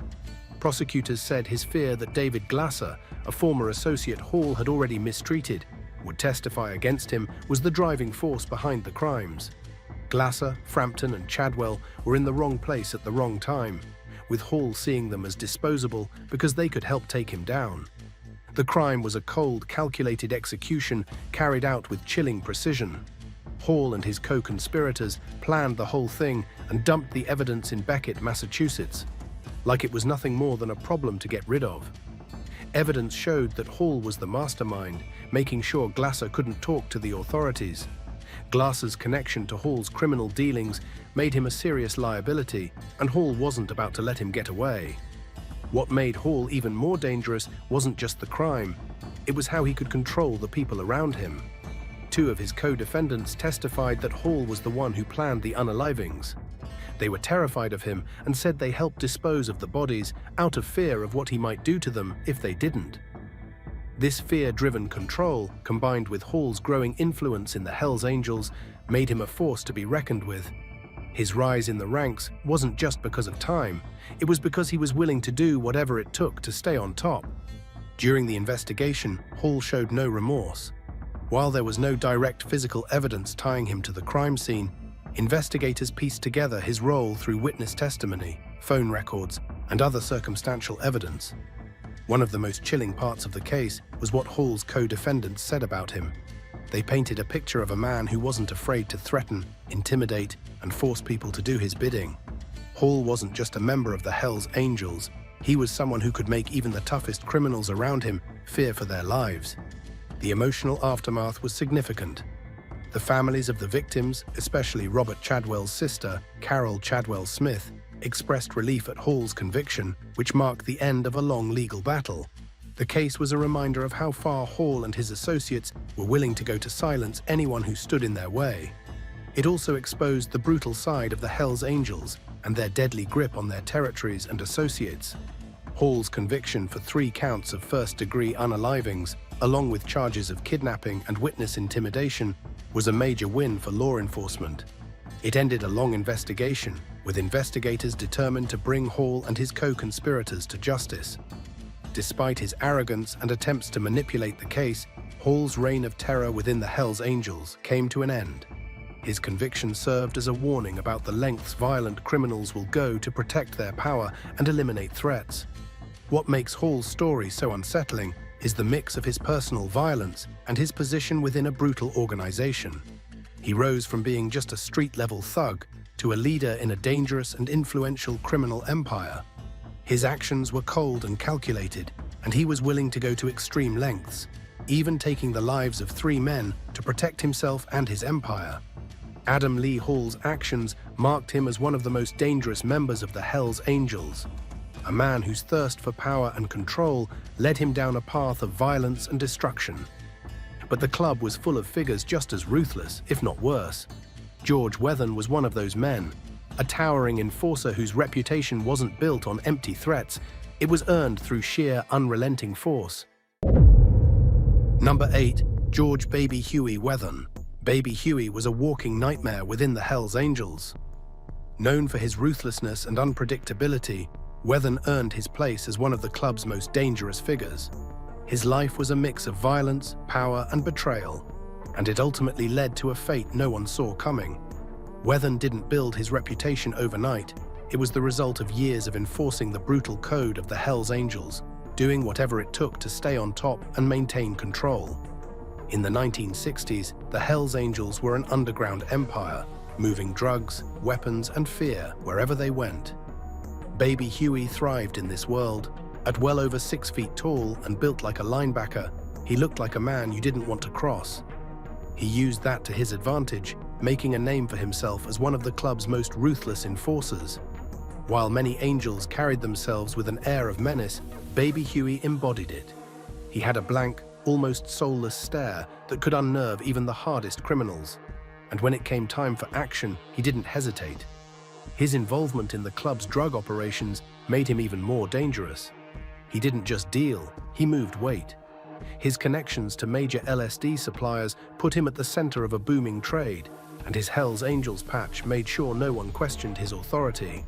Dealers knew better than to short him, and anyone who tried to run off with product ended up regretting it. Baby Huey wasn't the type to make threats. He let his actions send the message. But it wasn't just about drugs. Baby Huey was a key player in some of the most violent and calculated moves the club ever made.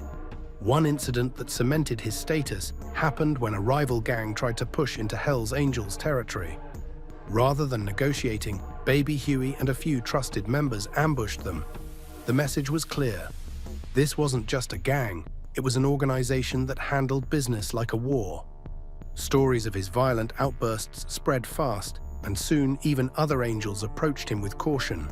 Weapons were another part of Baby Huey's world. His collection of firearms wasn't just for show, he knew how to use them.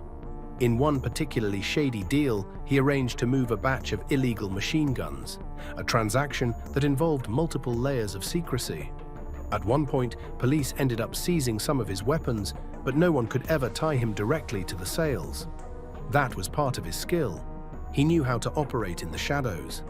His loyalty to Sonny Barger was one of the few things that kept him grounded. Sonny was the president of the Oakland chapter and the architect of the Hells Angels as an international force. Baby Huey respected him more than anyone, which is why his eventual betrayal was so shocking. The turning point came when authorities arrested Baby Huey and started digging into the evidence buried on his ranch. Suddenly, the enforcer who had spent years keeping people in line was the one being questioned. He knew what would happen if he kept quiet. He'd take the fall, and the club would move on without him. But he also knew what would happen if he talked. The Hells Angels had a code, and breaking it meant one thing: retaliation. In a moment of desperation, Baby Huey tried to take himself out before anyone else could.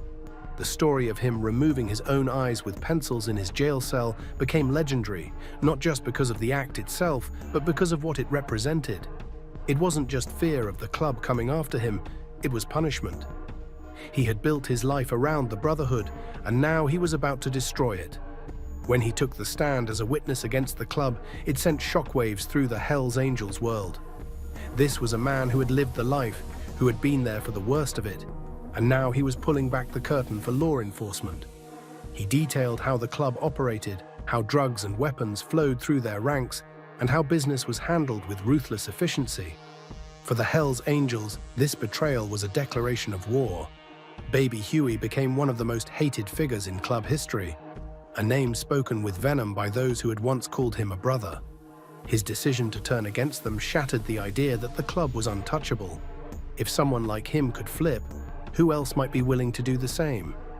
In the end, Baby Huey's story is one of contradiction. He was one of the most dangerous men in the Hells Angels, but also one of its most tragic. He built his reputation on violence and intimidation, only to end up fearing the same forces he once wielded. His betrayal rattled the Hells Angels, but nothing prepared the world for the ruthless rise of Otto Friedli. His reign over Montreal's underworld was marked by violence and sheer arrogance, with no one safe from his grasp. Number 7. Otto Friedli. What most people don't know about Otto Friedli is that he was once a man who seemed completely out of place in the violent world of outlaw bikers. He started as a law-abiding Swiss immigrant. Yet, by the time he left his mark, he had become one of the most feared and ruthless figures in the history of the Hells Angels. His journey from ordinary man to infamous outlaw was nothing short of shocking. Born on June 28, 1931, in Madison, Wisconsin, Otto's journey to becoming infamous came from his willingness to dive headfirst into the darkest parts of the outlaw lifestyle. The Hells Angels had an almost reckless disregard for rules, and Friedli fit that mold perfectly. While he might not have been the official founder, as some claim, his involvement from the very start made him one of the key figures who helped create the club's ruthless legacy. In the years following his entrance into the Hells Angels, his reputation among his brothers grew for several reasons. First off, he was known for being an expert mechanic, a skill that kept their bikes running during their runs.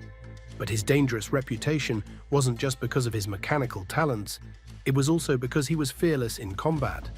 By the time the Angels started making a name for themselves in the 1950s, they had already earned a reputation for violent clashes with rival clubs and law enforcement. Friedli, deeply immersed in this chaotic world, thrived in it, becoming both a leader and a symbol of the club's violent attitude. One of the earliest and most defining moments of Friedli's infamy came in 1948, when he broke away from the Pissed Off Bastards motorcycle club. This was part of a bigger plan to create something far more dangerous. This rebellion not only set the Hells Angels apart as its own entity, but also set the tone for the violence and lawlessness that would become the hallmark of the group for years to come. With the formation of the Hells Angels came their legendary winged death's head emblem, a symbol that would forever be tied to Friedli and his gang. It became the face of not just a motorcycle club, but a lifestyle marked by unapologetic defiance and chaos. By the 1950s, when the club was growing rapidly, Friedli was involved in some of their most infamous moments. Around this time, the Angels had violent run-ins with rival gangs like the Booze Fighters and the Top Hatters. These violent encounters only grew more intense, solidifying the Hells Angels as one of the most feared groups in the country. Friedli, with his no-nonsense attitude and readiness to fight, was right in the middle of it all. While many bikers were content with the thrill of the ride and the camaraderie of the club, Friedli's focus was on making the Hells Angels the undisputed authority in the outlaw biker world. The 1950s were marked by full-blown battles, not just over territory but also power, influence, and control.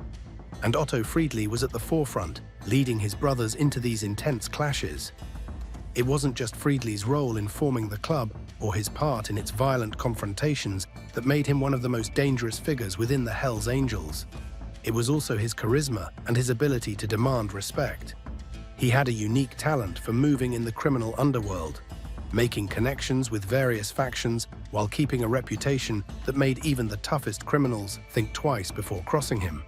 He knew how to mix power with strategic alliances, which helped him maintain his influence.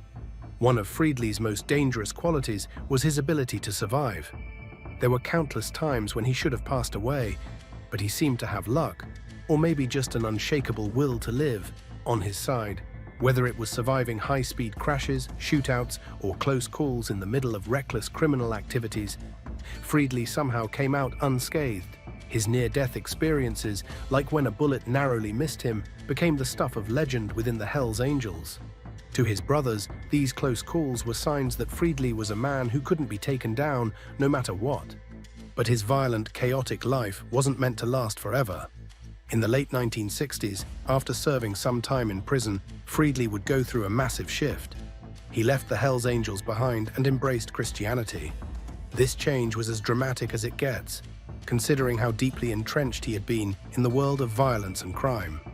By the time he passed away on March 17, 2008, Friedli had fully distanced himself from his past, but the fear he helped create within the Hells Angels still loomed large. But this next member of the Hells Angels took a much darker path, one that would solidify his place as one of the most feared figures in the gang's history. Number 6. Yves Le Boss Trudeau. One of Yves Trudeau's first acts of terror was so shocking it sent a chilling message to everyone. Crossing him meant risking your life, even if you were a cop. His rise through the Hells Angels was built on violence, and it was his cold, calculated approach to crime and intimidation that set him apart. Trudeau's reputation for ruthless efficiency earned him a spot at the top and secured his place in history as one of Quebec's most terrifying criminal masterminds. Trudeau grew up in the middle of the political turmoil of the 1960s, when the Quiet Revolution was shaking up the province. Young men were rebelling against the old conservative Catholic-run society, and outlaw biker gangs like the Popeye Moto Club were growing in popularity. The Popeyes, led by Yves Buteau, were notorious for their brutal violence, and it didn't take long for Trudeau, fascinated by weapons, explosives, and military tactics, to find his place with them. Joining the Popeye Moto Club in 1968 set Trudeau on a dark path that would lead him to become one of the most feared figures in one of North America's deadliest gangs. By the mid-1970s, the Popeye Club had transformed. merging with the notorious Hells Angels to form Canada's first Hells Angels chapter. It was during this transition that Trudeau's reputation was solidified. He started as a member, but quickly became the club's most lethal enforcer, known for his unalivings of rivals and his unwavering loyalty to the gang. The early 1970s saw the Popeyes involved in violent conflict with the Satan's Choice Motorcycle Club over control of Quebec's drug trade. Under Trudeau's leadership, they began targeting rival bikers and drug dealers, leaving a trail of victims behind. As a hitman for the Popeyes, Trudeau became feared on both sides of the law, and his reputation only grew darker with time. His talents went beyond just being a cold-blooded criminal. He was also a master of explosives. His obsession with bombs and military-grade weapons led him to a job at an explosives factory, where he became an expert in handling deadly materials. This knowledge became a weapon as he orchestrated bombings and targeted assassinations with chilling precision. One of his victims was painfully hurt, earning him the nickname Apache. His professionalism and attention to detail in his crimes made him an invaluable asset to the Popeyes and later to the Hells Angels, who used him to eliminate their most dangerous enemies.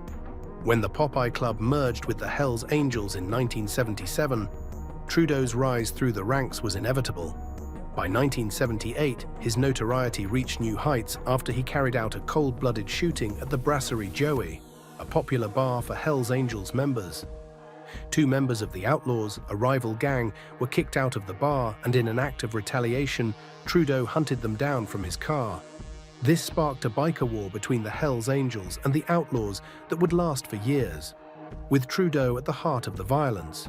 Despite his small stature, standing at just 5 feet 6 inches and weighing 135 pounds, Trudeau was far from inconspicuous. His efficiency in crimes, often done without emotion or hesitation, made him one of the club's most valuable members. His brutal acts earned him the title of Filthy Few after unaliving 43 people for the Hells Angels between 1970 and 1985. He was credited with the passing of 18 of the 23 outlaws during the infamous biker war. His ability to harm people with precision and speed earned him the label of psychopathic criminal from journalists and criminologists, who saw him as a symbol of the darkest side of outlaw biker culture. But Trudeau's violence wasn't limited to rival gangs. He also had close ties to the West End Gang, an Irish-Canadian criminal organization that controlled Montreal's port and the drug trade in Quebec. The gang often called on Trudeau to take out their rivals, and his crimes helped protect their interests and maintain their power. However, his greed would eventually lead to his downfall. In the mid-1980s, Trudeau stole money from the Halifax chapter of the Hells Angels, sparking a brutal response. This led to the infamous Lennoxville incident of 1985, where several members of the North chapter of the Hells Angels, including some of Trudeau's allies, were unalived for their involvement in the theft. Trudeau narrowly escaped death by being in a detoxification program at the time, but when he returned to the gang, he found himself treated like an outcast. His association with the North chapter made him a target, and he was marked for death by his own brothers. Facing a death sentence from the Hells Angels in 1985, Trudeau turned to law enforcement. He became an informant, providing information about unalivings, drug operations, and the inner workings of the Hells Angels. In exchange for his cooperation, he was given a plea deal, confessing to 43 unalivings and testifying against other members of the biker world. His testimony helped convict many Hells Angels members and other criminals, and he was granted a reduced sentence, being paroled in 1994 with a new identity.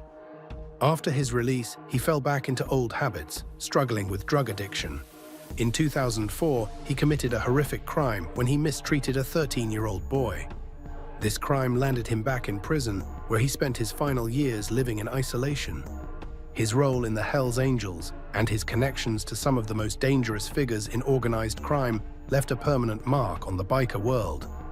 A man capable of crimes without remorse, Trudeau became one of the most dangerous and infamous bikers to ever live.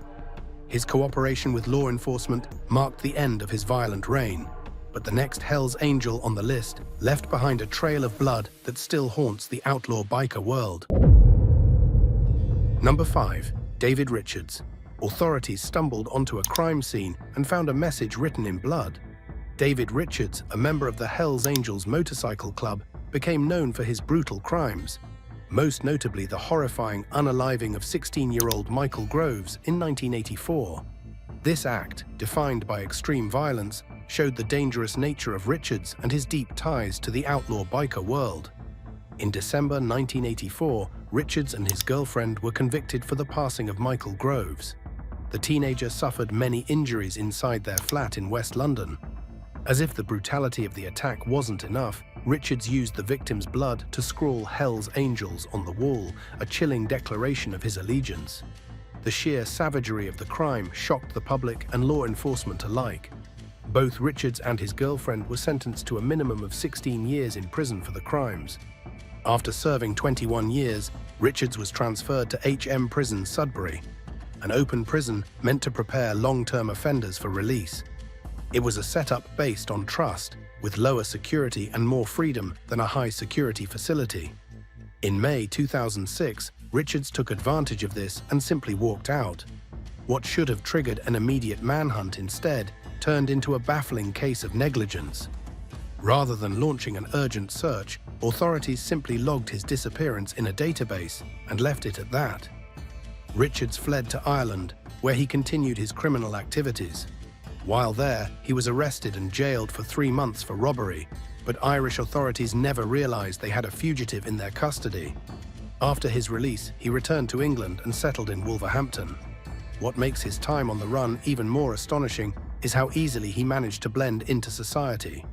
Despite being a convicted criminal who had escaped from prison, he was able to rent a flat, collect disability benefits, and even obtain a passport, which he used for international travel. He even called the police once to report kids throwing stones at his window, seemingly confident that no one would uncover his real identity.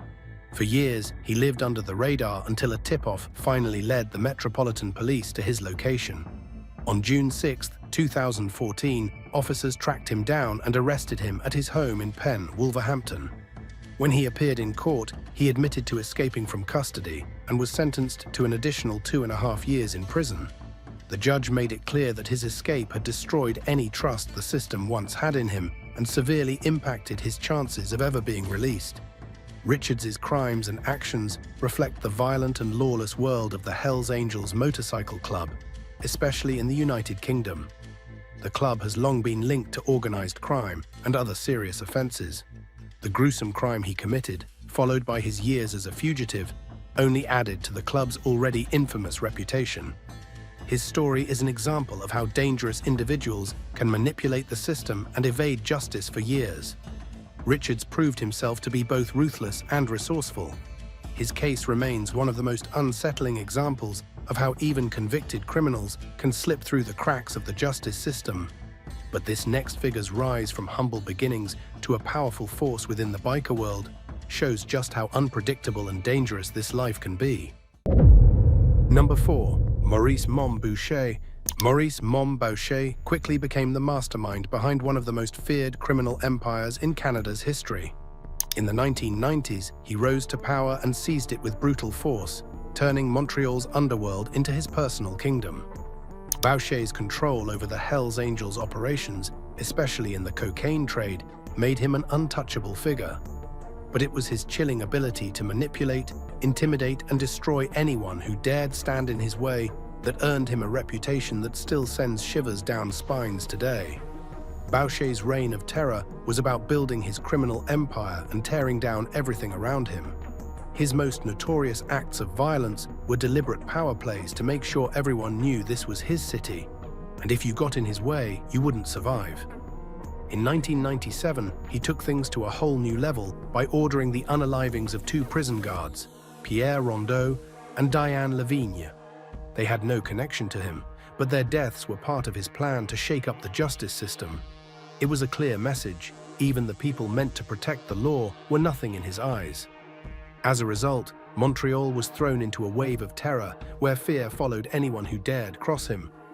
What made Boucher even more notorious was how he openly flaunted his power. Law enforcement, who were desperate to take him down, found themselves taunted by Boucher, who didn't hesitate to flaunt his status right in front of them.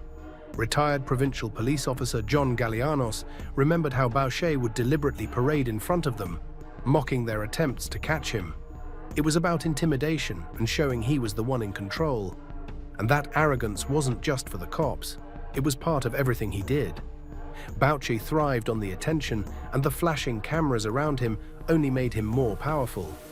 But even the most feared leaders can fall, and eventually Boucher's empire began to crumble. His closest allies, the ones who helped him become untouchable, started to turn on him. The loyalty he once commanded started to slip away, and soon enough, informants from within his own ranks were feeding critical information to the authorities. Even with all his power, Boucher was no longer invincible.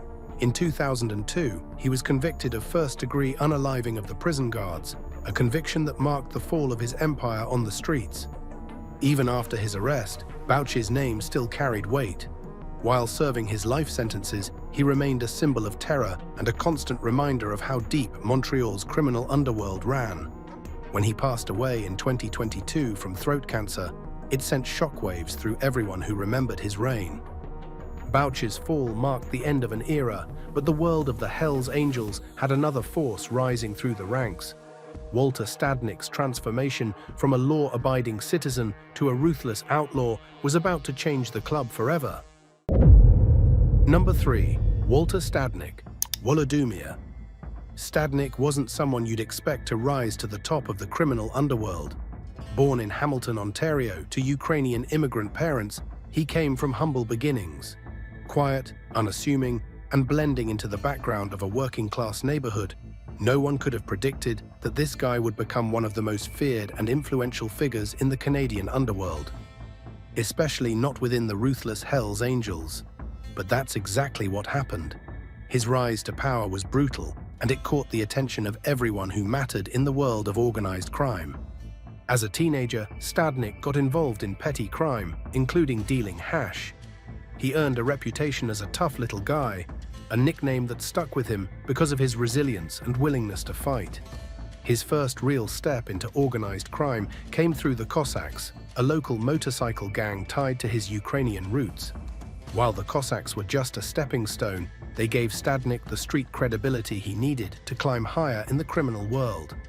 His involvement in drug trafficking escalated quickly, and his criminal record began to pile up with charges for drug possession and other offenses. But it was his connection with the Hamilton chapter of Satan's Choice that really made Stadnick stand out. His relationship with Mario the Wop Parente was intense, and it eventually led to Stadnick's split from Satan's Choice. He then moved on to the Wild Ones, a gang deeply involved in criminal operations and working as subcontractors for the mafia. The Wild Ones were already entrenched in the illegal world, handling drugs and other criminal activities, and Stadnick rose through the ranks quickly. His reputation as a reliable enforcer, especially after surviving a bloody clash with the Outlaws' motorcycle gang, solidified his place as a force to be reckoned with. Even after a violent battle that left several Wild Ones members unalived, Stadnick not only survived, but came out stronger. By the late 1970s, Stadnick had his eyes on the Hells Angels, wanting to expand their influence into Ontario. In 1978, he reached out to the notorious gang and worked to integrate the Wild Ones into the Hells Angels as their Ontario chapter. Rival gangs, particularly the Outlaws, took notice, and violent clashes started to happen. One of the most intense was the Le Tourbillon incident in Montreal, where several people were injured, but Stadnick made it out unscathed. Despite not speaking French, Stadnick's ability to connect with the Hells Angels Montreal South chapter showed his knack for navigating the world of gang politics.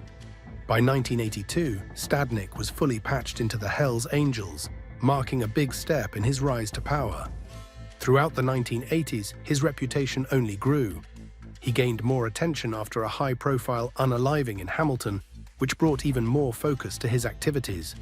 His position within the Hells Angels became even stronger, and by the mid-1980s, he was a key figure in the club's operations. One defining moment came in 1984, when he survived a nearly fatal traffic accident that left him severely burned. But rather than breaking him, it made him stronger. His scars became a symbol of his resilience, and even while recovering, he was protected by both Hells Angels members and local law enforcement. just showing how dangerous and influential he had become. Stadnik's rise to national president of the Hells Angels in Canada was all about strategy and building the club's power. He knew that violence alone wouldn't guarantee long-term success. Alliances and controlling the right territories were key. One of his biggest successes was expanding the club through patching over rival gangs, instead of engaging in constant violence. His big win came in 1988, when he convinced the Vikings in Quebec City to join the Hells Angels, which helped solidify his influence. By the 1990s, Stadnik was being watched closely by law enforcement in both Quebec and Ontario, who considered him one of the most dangerous men in the Hells Angels. His ability to expand the club, especially into Manitoba and southern Ontario, was a huge part of the Hells Angels' growing criminal empire. But it wasn't just his violent side that made him so dangerous. It was his ability to recruit skilled, ruthless people to his cause. For example, Donald Bam Bam Magnuson, known for his brutality, played a crucial role in Stadnik's operations in northern Ontario, where the drug trade was booming. His manipulation and control only added to his dangerous persona. He knew how to stay ahead of the law, avoiding conviction in several legal cases using his street smarts. His wealth and flashy lifestyle, big money, designer clothes, and luxury only added to the myth of his power. Even while under legal pressure, he kept growing the Hells Angels, while many of his rivals faltered. But in 2004, the law finally caught up with him. Stadnik was convicted of conspiracy to commit unaliving, drug trafficking, and other gang-related crimes. Despite trying to stay under the radar, he was sentenced to 20 years in prison, marking the end of his reign as one of the top leaders of the Hells Angels in Canada. After being paroled in 2014, Stadnik found himself back in the spotlight as his connections to the criminal world stayed intact. Despite working a more respectable job as a construction worker, his past kept following him. In 2019, he was spotted attending the funeral of a retired Hells Angels member, showing that even with parole restrictions, he never really left the gang behind. Stadnik's downfall may have come with a sentence, but this next biker's path to infamy was paved by violence and a complete lack of fear for the law. Number 2. Wayne Canadian Kellerstein. By the time he was in his 30s, Kellerstein had already crossed the line into one of the most dangerous figures in outlaw motorcycle gangs. A man who not only reveled in violence, but made it part of his brand. His history of violence, intimidation, and control stretched all the way back to 1967, when he began his criminal activities, picking up convictions for mistreatment, weapons offenses, and breaches of the law. His reign of terror only got worse from there, turning him into one of the most feared and unpredictable figures in the biker world. In the early days, Kellerstein was the leader of the Annihilators Motorcycle Club, a group he founded with the goal of making a name for himself through fear and power. His actions in the 1990s showed just how dangerous he was. In 1991, he was charged with attempted unaliving for shooting a fellow biker, though the case got thrown out when the victim refused to testify. Still, the simple fact that he pulled the trigger and faced no consequences for it cemented his reputation as someone willing to cross any line. There were rumors of even darker actions, with suspicions that Kellerstein may have been involved in the passing of Giovanni Di Filippo, a man who had gotten too close to Kellerstein and ended up dead for it. Yet, even though the law kept circling around him, there was never enough evidence to charge him. His complete disregard for the legal system just added to his unsettling reputation as an unpredictable force. Kellerstein was violent and a ticking time bomb, ready to blow at any moment. While the law struggled to catch him, those who knew him up close started fearing his erratic behavior. His violent outbursts became infamous. He was known to be unpredictable, even in his own family. One chilling example was when he hurt his wife with an air gun for no reason at all. This wasn't a one-time thing. It was a clear sign of the dark, unhinged side of his personality that showed up in every part of his life. His criminal activities included drug trafficking, and he was arrested multiple times, including in 1992 when cops found drugs and weapons in his possession. But his reputation for brutality wasn't just about drugs and weapons. He was active in violent conflicts and dangerous alliances. He made a name for himself as someone who could ruthlessly eliminate anyone in his way. leading him to clash with rival gangs and survive multiple unaliving attempts on his life.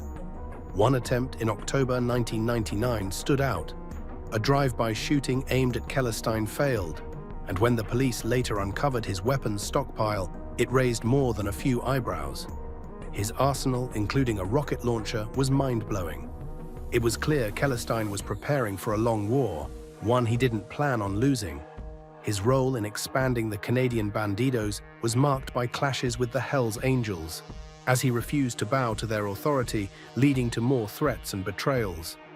Kellerstein's violent nature hit its peak in the mid-2000s when he became the Sergeant-at-Arms for the Bandidos in Canada. This position gave him power, but also exposed his deep jealousy and resentment toward his protégé, Giovanni Boxer Musidere. Musidere, though lacking formal education, was a favorite within the club, known for being loyal and fearless. This caused tension with Kellerstein, who couldn't handle being overshadowed. His behavior grew even more erratic. One infamous incident at a Bandido Christmas party in 2004 showed how out of control Kellerstein had become. After a DJ played rap music, Kellerstein pulled a gun and demanded Lynyrd Skynyrd instead. It was just another example of his unpredictability and his inability to keep his temper in check. But it wasn't until 2006 that Kellerstein's most terrifying actions would really hit their mark. On April 7th of that year, he set the stage for one of the darkest moments in biker history. Kellerstein orchestrated a huge crime at his farm in rural Ontario, where he ordered the unaliving of members from the No Surrender crew, a faction of the Bandidos that had fallen out of favor. The night played out like something from a nightmare, as Kellerstein and his accomplices hunted down the men in a cold, calculated display of power. The victims were dragged out one by one and unalived execution style. Kellerstein, high on alcohol and adrenaline, even mocked the victims, chanting Nazi anthems while emotionally teasing them before pulling the trigger. The victims were later dumped in a field, and Kellerstein thought he could cover his tracks. But the evidence was overwhelming. Forensic tests, including ballistic analysis and DNA found at his farm, quickly tied him to the crimes. Kellerstein's cocky attitude during the investigation only confirmed what everyone already knew. He had no remorse. Throughout his trial, Kellerstein's arrogance was on full display. He taunted the media, mocked the investigators, and even tried to manipulate witnesses, making it clear that he had no regard for life or the law. In 2009, after years of legal back and forth, he was convicted of multiple crimes, marking the end of his reign of terror. The fear he instilled in his enemies, and even in his own allies, showed just how dangerous he truly was. Kellerstein's crime was the pinnacle of his reign of terror, but his actions were just one chapter in the brutal legacy of the Hells Angels. At the heart of that legacy was Sonny Barger, the man who molded the club into a feared force. Number 1. Sonny Barger. Before he became the face of the Hells Angels, Sonny Barger pulled off a stunt that would set the tone for the rest of his life. He lied his way into the army at just 16, using a forged birth certificate.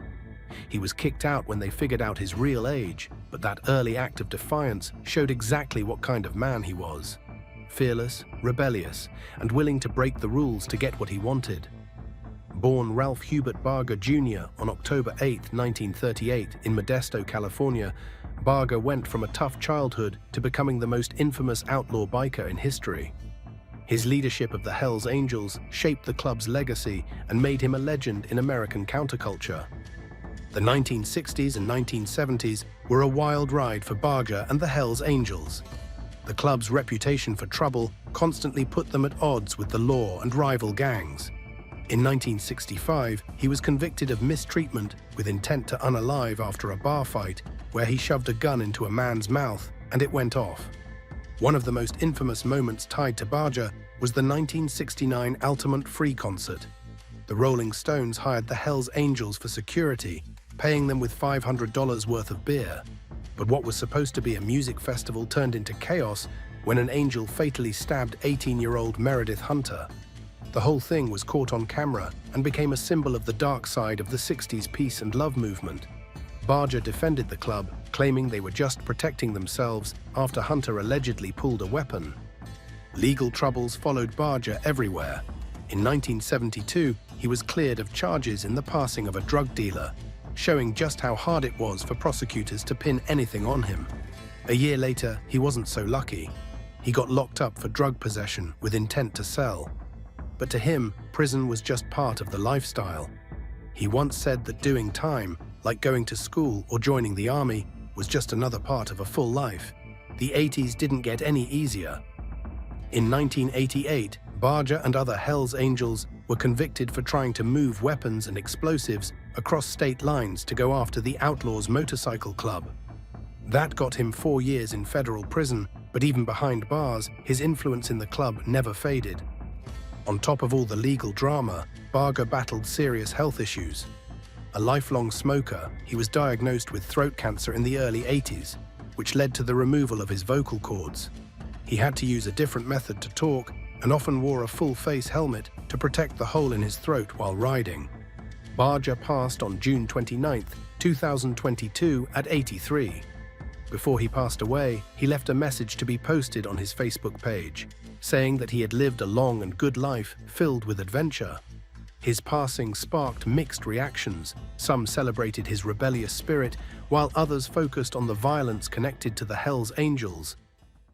You can buy yourself a Harley, and you can get yourself a really smoking hot leather jacket, make you a real biker.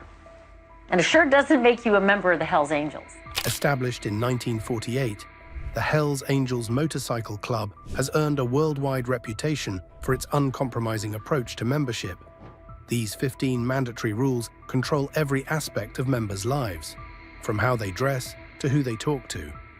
Far from being casual guidelines, these rules are brutally enforced with serious consequences for those who step out of line. Understanding these rules gives us a rare look inside the secretive brotherhood that has maintained its fearsome reputation for over 70 years. Number 15. Strict chain of command. Right, and you mentioned your leadership style is you would lead from the front, which is unique. You wouldn't ask anyone to go on a mission, you wouldn't go on yourself, correct? That's absolutely correct. I mean, I was there on the front lines. I think it got me the respect of not only my people, but I think it got me the respect of other clubs. Every successful organization needs clear leadership, and the Hells Angels are no different. Their military-style chain of command keeps everyone in line and maintains the order that's helped them survive for decades. This isn't just about having bosses, it's about creating a structure where every single member knows exactly where they stand. At the top of each chapter sits the president, the undisputed leader who oversees everything and makes sure rules are followed. Under him is the vice president, who steps up when the president can't be there and helps carry out his orders. The secretary keeps all the records, writing down what happens at meetings and handling the club's paperwork. Money matters fall to the treasurer, who collects dues and manages the club's finances. Perhaps the most visible leader is the sergeant at arms, who enforces the rules and keeps everyone in line during meetings and events. This leadership structure isn't just for show. Each rank comes with real power and serious responsibilities. Members must show absolute respect to those above them in the chain, following orders without question or hesitation. Challenging authority or disrespecting leadership can get you in big trouble, maybe even kicked out of the club completely. What makes this system work is that even the leaders have to follow the rules. Having a high rank doesn't put you above the law of the club. Leaders who fail in their duties face consequences just like anyone else. This creates an atmosphere where everyone knows exactly what's expected of them. The strict hierarchy allows for quick decisions when needed and creates a culture where respect for authority becomes second nature. Members understand that this chain of command is what keeps the Hells Angels functioning as the tight brotherhood it's known to be. The structure helps cement their fearsome reputation by ensuring members act as a unified force, rather than individuals doing whatever they want. This rigid command structure touches every aspect of club life, even dictating seemingly personal choices. For example, while the club has been associated with the drug trade, individual members face a strict rule about their own drug use, a rule that might surprise many outsiders. Number 14, no drugs policy. Drugs? Well, they were dealing drugs. But that was one of the Hells Angels rules, though, wasn't it? Not really? Not really. Not really, okay. It might seem surprising that an organization often linked to drug trafficking would ban its members from using drugs, but that's exactly how the Hells Angels operate. Their no drugs policy is strict and simple.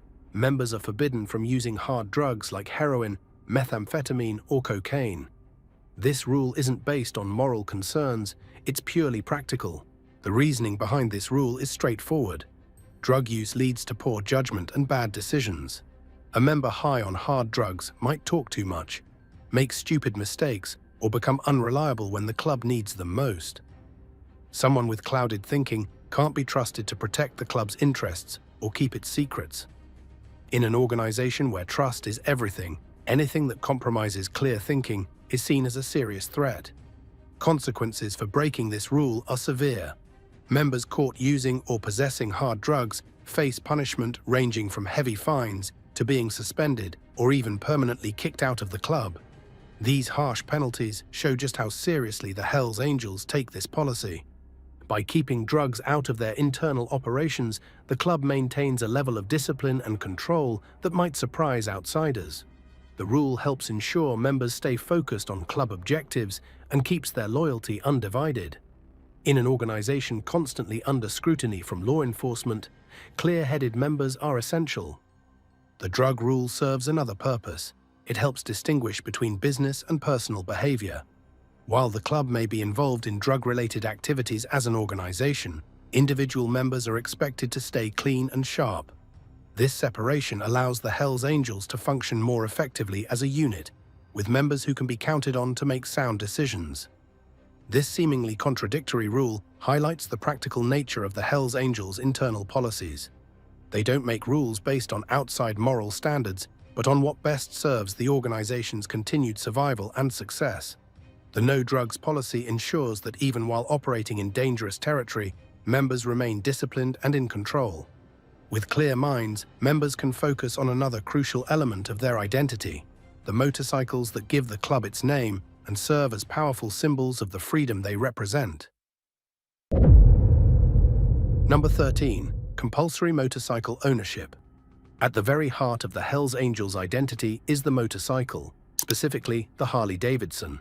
One rule that absolutely cannot be broken is that every member must own and maintain a working Harley-Davidson motorcycle.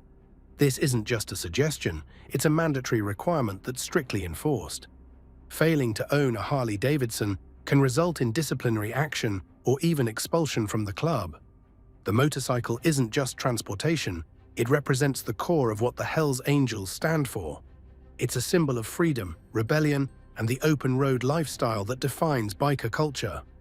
Members take enormous pride in their machines, often spending thousands of dollars customizing and maintaining them. These aren't just vehicles, they're extensions of the riders themselves, reflecting their personality and commitment to the club. The distinctive rumble of Harley engines has become inseparable from the Hells Angels' image, creating an intimidating presence wherever they ride. The club expects members to ride regularly, not just own a bike that sits in the garage. Participation in group rides is essential, especially during official club events and gatherings. The sight and sound of dozens of Harleys riding in formation creates a powerful statement about the club's unity and strength. By making motorcycle ownership compulsory, the Hells Angels ensure that every member literally has skin in the game.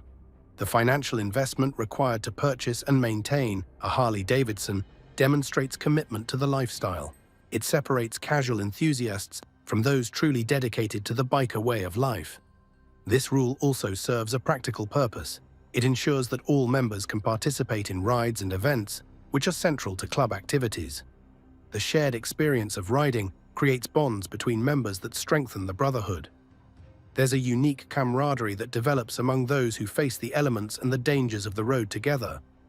The motorcycle requirement stands as one of the most visible symbols of membership.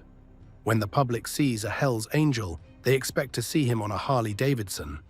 This consistency has helped cement the club's image in popular culture and maintains a tradition that dates back to their founding in 1948.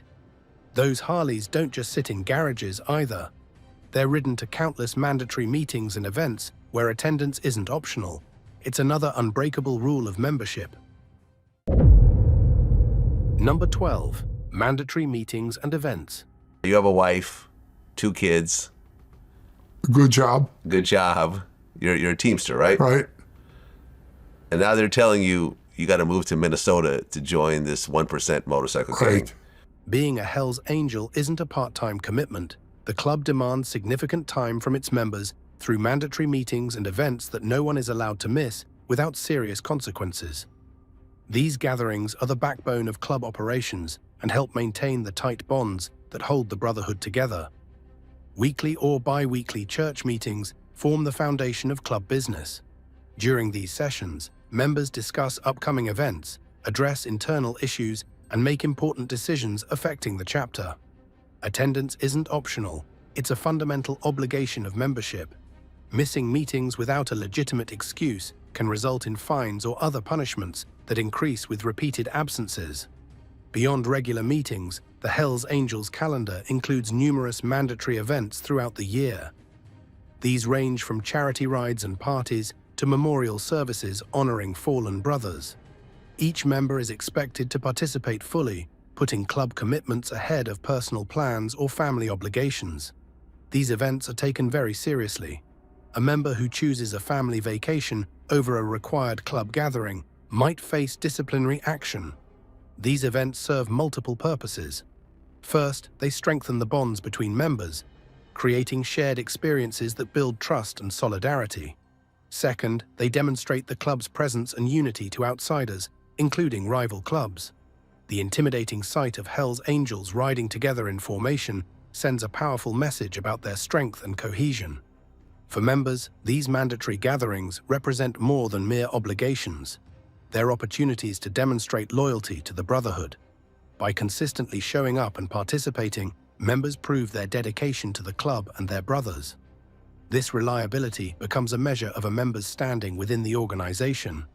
The Hells Angels take attendance very seriously. Members typically need to provide advance notice if they cannot attend, and only legitimate reasons like serious illness, work obligations, or family emergencies are accepted. Even then, excessive absences can lead to questioning of a member's commitment.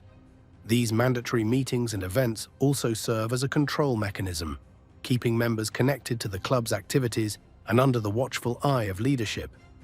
Regular face-to-face interaction ensures that issues can be addressed quickly and that all members stay informed about club matters. For prospective members, the time commitment represents one of the most challenging aspects of joining the Hells Angels. The club demands priority in members' lives, often above work, family, and other relationships. This hierarchy of loyalty, with the club at the top, separates casual enthusiasts from those truly committed to the Hells Angels' way of life. Many of these important gatherings take place in the clubhouse, a space governed by its own set of strict rules designed to protect the Brotherhood's privacy and maintain order. Number 11. Clubhouse rules. Each Hells Angels chapter maintains a clubhouse that serves as their sanctuary, a place where members can gather away from prying eyes. These spaces aren't just meeting halls, they're the physical heart of the chapter's identity and operations. To protect these important spaces, the club enforces strict rules that members and their rare visitors must follow without question. The clubhouse typically features the club's colors and symbols prominently displayed, along with photos of current and former members, especially those who have died. These spaces often include meeting areas, bars, entertainment spaces, and sometimes sleeping quarters for members who need temporary housing. The atmosphere inside combines the feel of a private club, a fortress, and a shrine to the Hells Angels' legacy. Access control is among the most important clubhouse rules. Outsiders are strictly prohibited unless specifically invited by a full member. Even then, the inviting member must accompany their guest at all times and takes full responsibility for their behavior.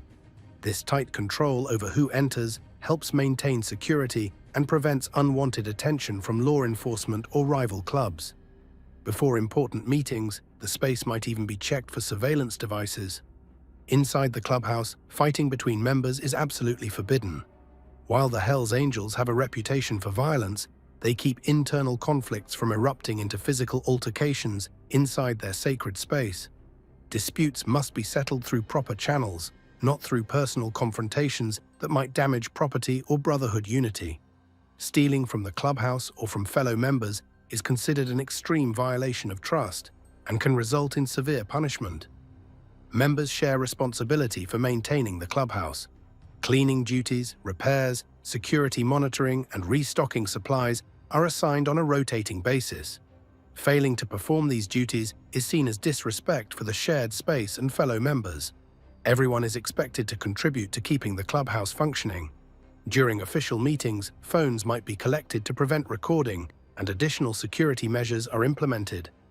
These precautions reflect the Hells Angels' emphasis on privacy and their distrust of outside interference. Maintaining the secrecy of club business is paramount, especially in an era of increased surveillance.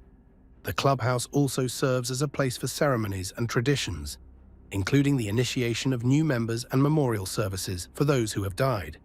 These spaces hold significant emotional importance for members, containing the shared history and collective memory of the chapter. For members, respecting clubhouse rules demonstrates commitment to the Brotherhood's values.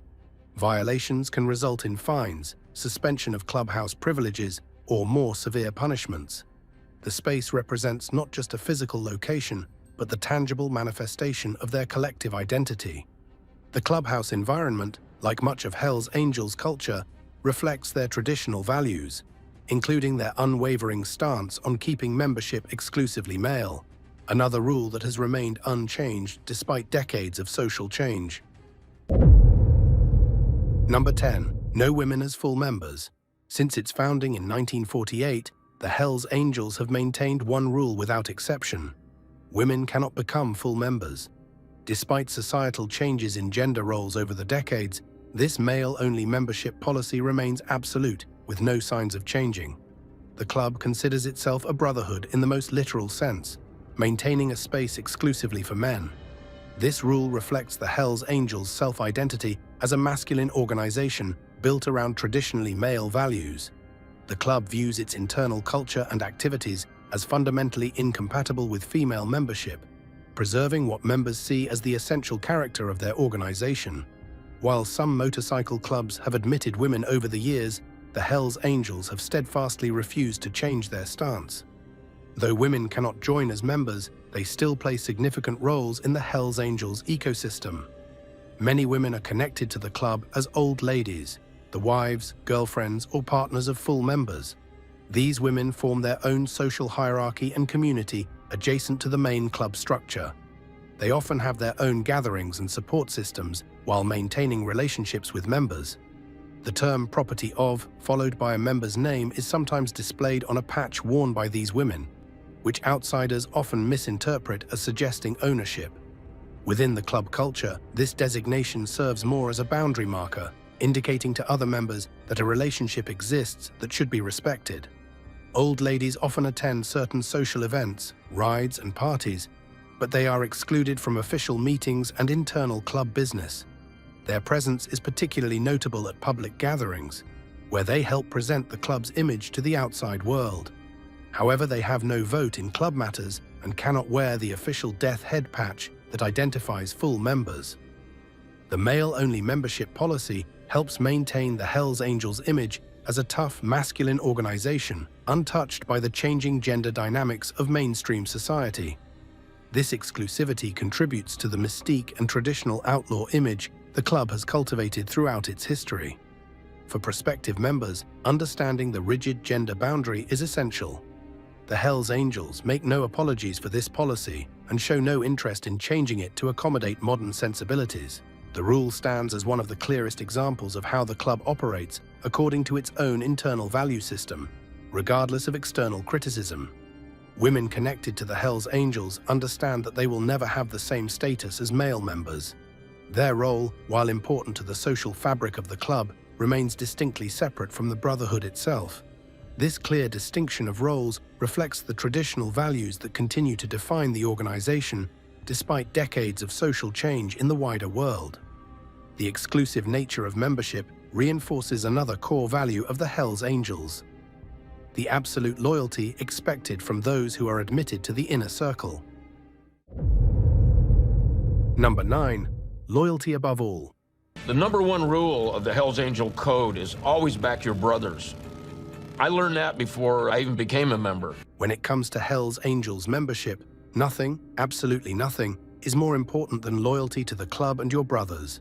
This isn't just a nice ideal, it's the fundamental requirement that shapes every aspect of a member's life. The loyalty expected goes far beyond what most people experience in their everyday relationships or organizations. From the moment a prospect becomes a full member, he's expected to put the club first, before family, before work, before personal interests, and sometimes even before the law. This loyalty means being willing to defend fellow members physically if needed, providing financial support when a brother is struggling, and offering protection against threats from outsiders. When called upon, a member must be ready to drop everything and respond to the club's needs without hesitation. The Hells Angels concept of loyalty includes maintaining complete silence about club business with outsiders. Members are forbidden from discussing internal matters with anyone not in the club, not with police, not with journalists, not even with close family members. This code of silence has helped the organization maintain its mystique and avoid legal consequences despite decades of scrutiny from authorities. Loyalty is tested most severely when members face legal pressure. The Hells Angels have a strict no-snitching policy. Members are expected to accept legal consequences rather than provide information about club activities or implicate fellow members. Those who cooperate with authorities are not only expelled, but may face violent retaliation. The club's motto, "3 can keep a secret if 2 are dead," reflects the seriousness with which they view betrayal. This emphasis on absolute loyalty creates a powerful support system for members. When a Hells Angel faces trouble, whether legal problems, financial hardship, or personal crisis, he can count on his brothers to stand beside him. This mutual support forms a safety net that many members value above all other aspects of club membership. The loyalty requirement extends to how members represent the club in public. They must protect the Hells Angels' reputation and image at all times, avoiding behaviors that might bring negative attention or disrespect to the organization. This representation includes properly displaying club insignia and behaving in ways that reflect the club's values. For those considering membership, the loyalty demand represents perhaps the most significant commitment. Prospects must understand that joining means placing the Hells Angels at the center of their identity and decision-making for as long as they wear the patch. This absolute dedication to the brotherhood forms the foundation upon which all other club rules are built. But this loyalty isn't given freely. It must be earned through a challenging process that tests every aspect of a prospect's character and commitment. Number 8, prospecting period. Because every time I got a job, you start doing a job, you get a job, a brand new job, and you work it. You're there a week, and he says, "We're leaving Friday for Chicago." And I tell the employer, "Hey, I won't be here Friday," and they went, "See ya." Before earning the coveted Hells Angels patches and becoming a full member, every candidate must complete a demanding probationary period known as prospecting. This challenging phase tests the individual's commitment, reliability, and worthiness to join the exclusive brotherhood. Far from being a mere formality, the prospecting period represents one of the most rigorous aspects of Hells Angels membership. The journey begins when an existing member sponsors a candidate, vouching for their character and potential value to the club. This sponsorship is not given lightly, as the sponsor puts his own reputation on the line by bringing someone new into the fold. Once accepted as a prospect, the candidate receives a bottom rocker patch indicating their prospective status, but not the full death head insignia worn by members. The prospecting period typically lasts between 6 months and 2 years, though this time frame can vary based on individual performance and chapter practices. During this time, prospects exist in a limbo state, not quite members but no longer outsiders. They must prove themselves worthy through consistent dedication and service to the club. Prospects face a grueling schedule of obligations. They must attend all meetings, rides, and events without exception. When not participating in official activities, they're expected to spend time at the clubhouse, getting to know members and learning club culture. This immersion allows existing members to evaluate the prospect's character and compatibility with the brotherhood. service forms a central part of the prospecting experience. Prospects are assigned various tasks, from mundane chores like cleaning the clubhouse and running errands to more significant responsibilities supporting club operations. They might be tasked with motorcycle maintenance, security duties at events, or delivering messages between members. Through these assignments, prospects demonstrate their reliability and willingness to put the club first. Throughout the prospecting period, candidates are closely observed by all full members. Their behavior, attitude, and loyalty are constantly evaluated. Do they complain about assignments? Do they arrive on time? Can they be trusted with sensitive information? Every interaction becomes a test of character and commitment. Prospects have few rights within the club structure. They cannot vote on club matters, must show deference to all full members, and can be dismissed from gatherings when private club business is discussed. This subordinate status serves both to test the prospect's humility and to protect the club's security during the evaluation period. The physical demands can be intense. Prospects might be expected to participate in long rides regardless of weather conditions, demonstrate fighting ability if needed, and show physical toughness in various situations. While the specific challenges vary between chapters, all prospects must prove they possess the physical and mental strength to represent the Hells Angels.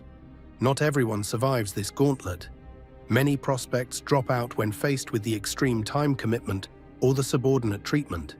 Others are dismissed for failing to meet expectations or breaking rules. Only those who demonstrate unwavering dedication throughout the entire prospective period earn the right to be voted in as full members. For those who succeed, the transition from prospect to full member represents a profound life change.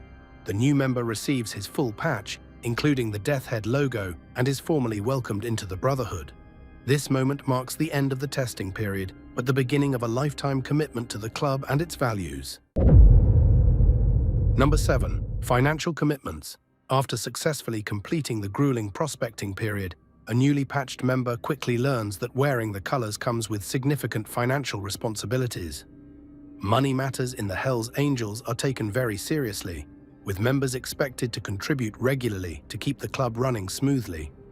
The most basic financial obligation is paying dues, typically collected monthly or weekly depending on the chapter. These dues aren't optional. They're mandatory payments that help cover clubhouse rent, utilities, legal expenses, and other operating costs. The specific amount varies between chapters, but all members must pay regardless of their personal financial situation.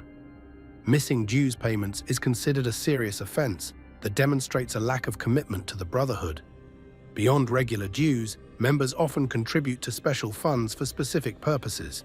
Perhaps the most important is the Legal Defense Fund, which provides financial support for brothers facing court cases or legal troubles. Given the club's frequent run-ins with law enforcement, maintaining a healthy legal fund is essential for protecting members when they face charges. Every member is expected to chip in, knowing they might need that same support someday. The financial commitments don't stop there. Members must purchase and maintain their own club-related gear, including the official patches, vests, and other merchandise displaying Hells Angels insignia. These items aren't cheap. The complete set of patches alone can cost hundreds of dollars. Since these items represent the club's identity, members are expected to keep them in good condition and replace them when necessary. Owning and maintaining a Harley-Davidson motorcycle represents another major financial commitment. These bikes aren't just transportation, they're required equipment for membership. With new Harleys costing $15,000 to $40,000 plus customization expenses, the motorcycle alone represents a significant investment. Add in the costs of maintenance, fuel, insurance, and repairs, and the financial burden becomes substantial. Members also face expenses related to attending mandatory events, runs, and gatherings. These often involve travel costs, accommodations, food, and other expenses that can add up quickly, especially for events that last several days. Despite these costs, attendance isn't optional, and financial hardship is rarely accepted as an excuse for missing important club functions. When members face financial difficulties, there's an expectation that they'll find a way to meet their obligations rather than asking for relief. Taking on extra work, selling personal possessions, or making other sacrifices might be necessary to fulfill financial commitments to the club. Those who consistently fail to meet their financial obligations may face disciplinary actions ranging from fines, ironically adding to their financial burden, to suspension or even expulsion in extreme cases. The Hells Angels' strict financial requirements serve several purposes. They ensure the club has resources to operate, they demonstrate members' commitment, and they help maintain the organization's independence from outside influences. These financial obligations are intertwined with the club's visual identity, particularly through the distinctive tattoos and symbols that members proudly display on their bodies. Number 6. Tattoos and symbols. And one of the Massachusetts members, which he's not a member anymore now, his name is Kevin. The Hells Angels' identity is visually reinforced through powerful tattoos and symbols that members wear with pride. Far more than just decoration, these markings represent a deep commitment to the club and carry specific meanings that outsiders often don't understand. At the center of Hells Angels' symbolism is the famous Death Head logo, a skull with wings wearing a motorcycle helmet. This trademarked symbol is the club's most recognizable emblem and appears on patches, motorcycles, and as tattoos on members' bodies.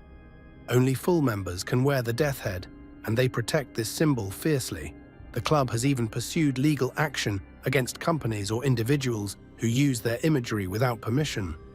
Many members choose to get Hells Angels tattoos to show their lifelong dedication to the Brotherhood.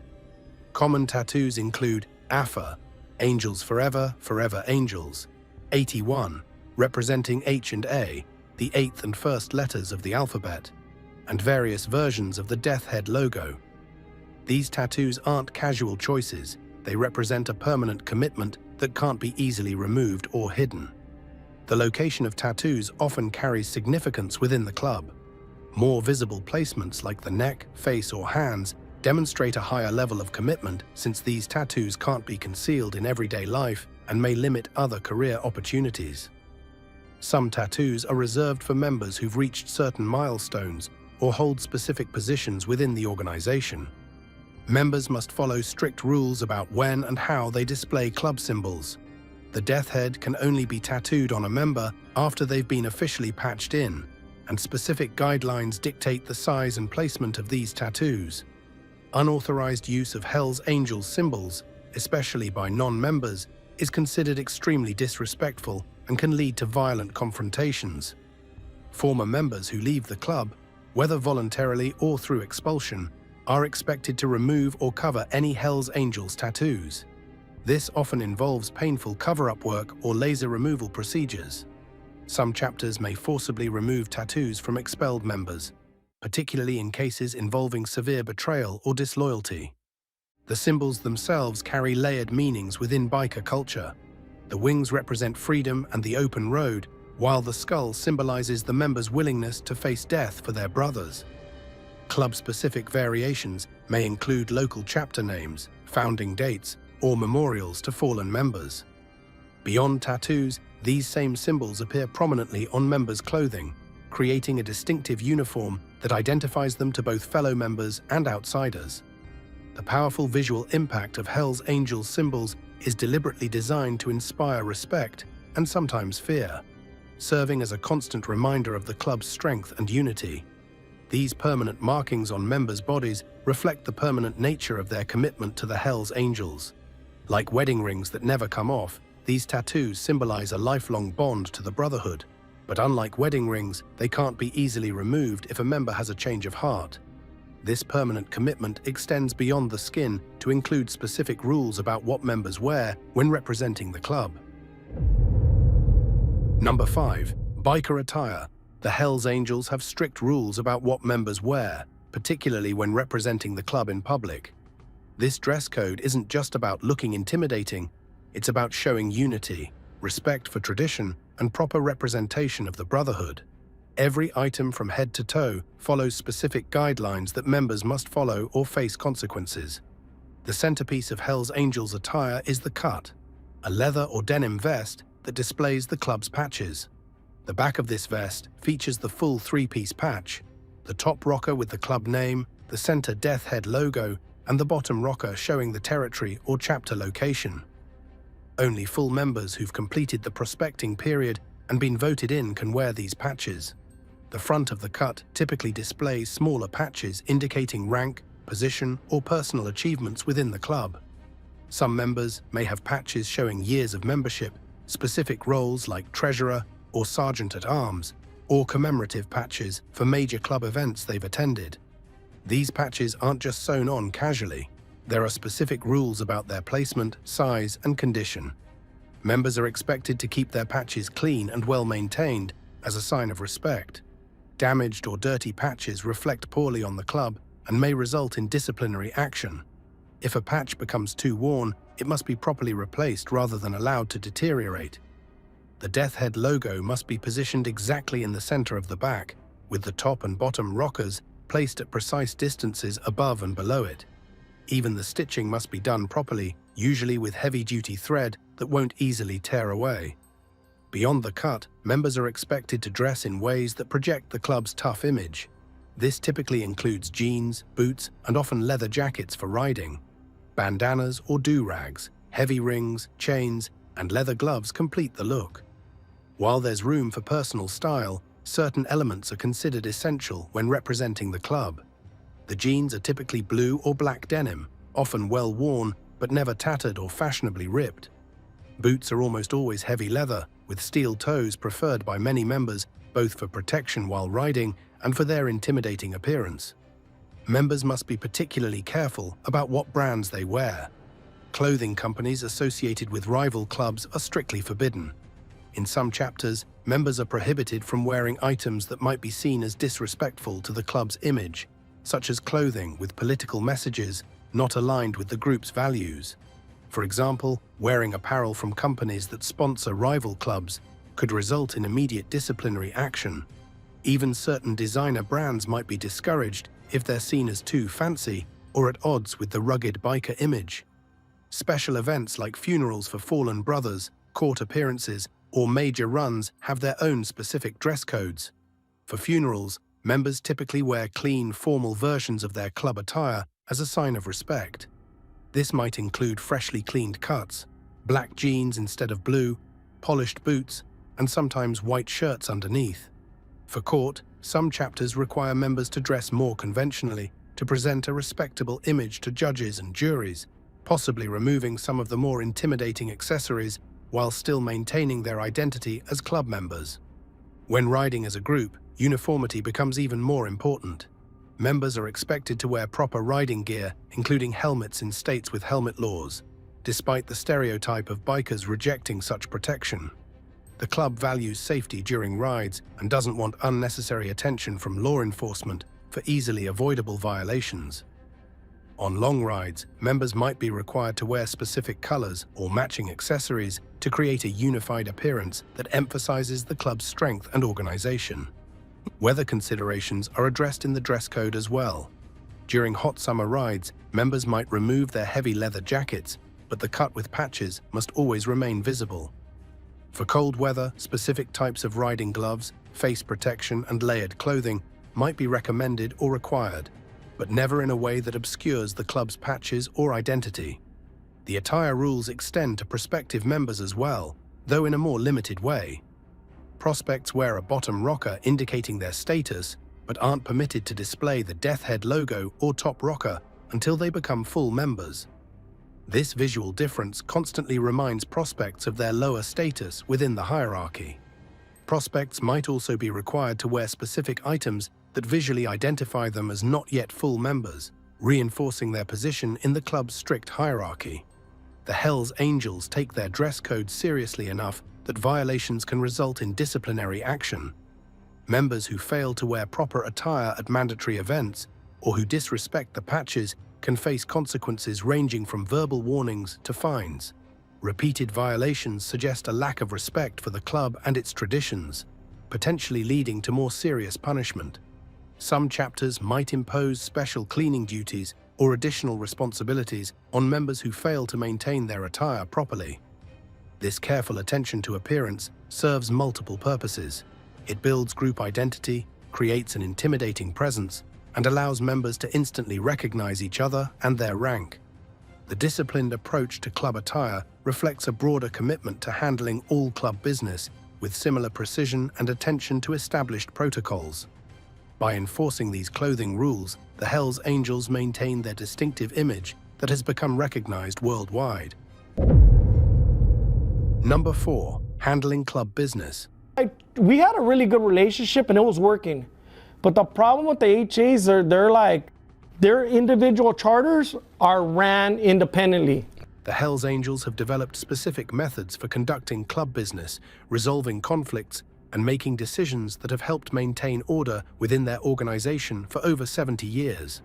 These protocols aren't suggestions, they're mandatory procedures that keep the Brotherhood functioning smoothly despite operating largely outside mainstream society's rules and expectations.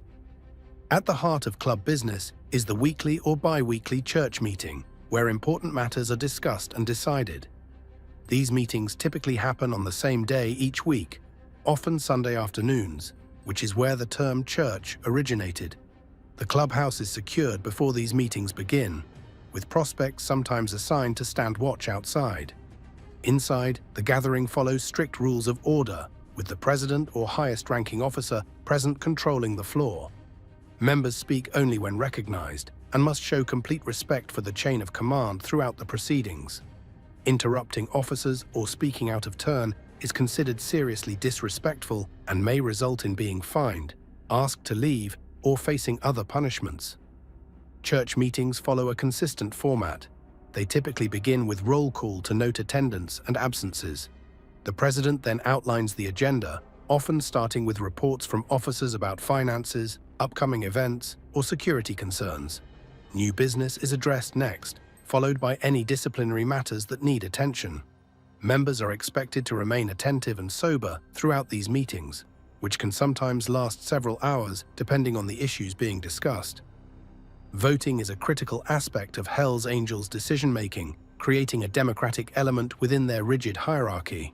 Major decisions, including accepting new members, disciplinary actions, or significant club activities, require a vote, often needing unanimous or near-unanimous support. Each full member gets one vote regardless of rank, though prospective members have no voting rights. Voting methods vary by chapter, with some using simple hand raises, while others prefer written ballots for sensitive matters. This balance between leadership authority and collective decision-making helps ensure that important decisions have broad support within the club. Conflict resolution follows established protocols designed to prevent minor disagreements from escalating into serious problems that could divide the club. When conflicts arise between members, they're expected to first attempt to resolve the issue privately, man to man. If that fails, they bring the matter to club officers who mediate the dispute. Only as a last resort would an issue be brought before the entire membership during a church meeting. Members who repeatedly cause conflicts or fail to resolve them properly may face scrutiny about their commitment to brotherhood values. For more serious conflicts, especially those involving potential violations of club rules, formal proceedings may be conducted. The accused member has an opportunity to defend himself, witnesses can speak, and eventually the membership votes on any consequences. The sergeant-at-arms typically oversees these proceedings, maintaining order throughout. While not structured like a courtroom, these hearings provide members with a chance to present their side before facing judgment from their brothers. This process, while not a formal legal proceeding, provides a structured way to handle internal issues. Financial matters receive particularly careful attention. The treasurer maintains detailed records of all club funds, tracking every dollar that comes in through dues, events, and other sources. Major expenditures require approval through established channels, typically needing officer authorization or a membership vote depending on the amount. Monthly financial reports are standard practice in most chapters. Members entrusted with club funds are held to high standards of accountability, with serious consequences for mismanagement or theft of club money, potentially including beating, expulsion, or worse. Relations with other chapters and with the national or international organization follow specific protocols. Local chapters maintain significant autonomy in day-to-day operations, but must follow broader organizational directives on major issues affecting the club's reputation or security. Communication between chapters happens through designated representatives, often the president or a specially appointed liaison officer, ensuring that messages are accurately conveyed and relationships remain stable. Annual or semi-annual gatherings bring representatives from multiple chapters together to address larger issues facing the organization. Interactions with other motorcycle clubs, whether friendly or hostile, are handled according to established traditions. The Hells Angels have formal alliances with some clubs, often called support clubs, and ongoing conflicts or beefs with others. These relationships don't change based on individual members' preferences. They're official club positions that everyone must respect.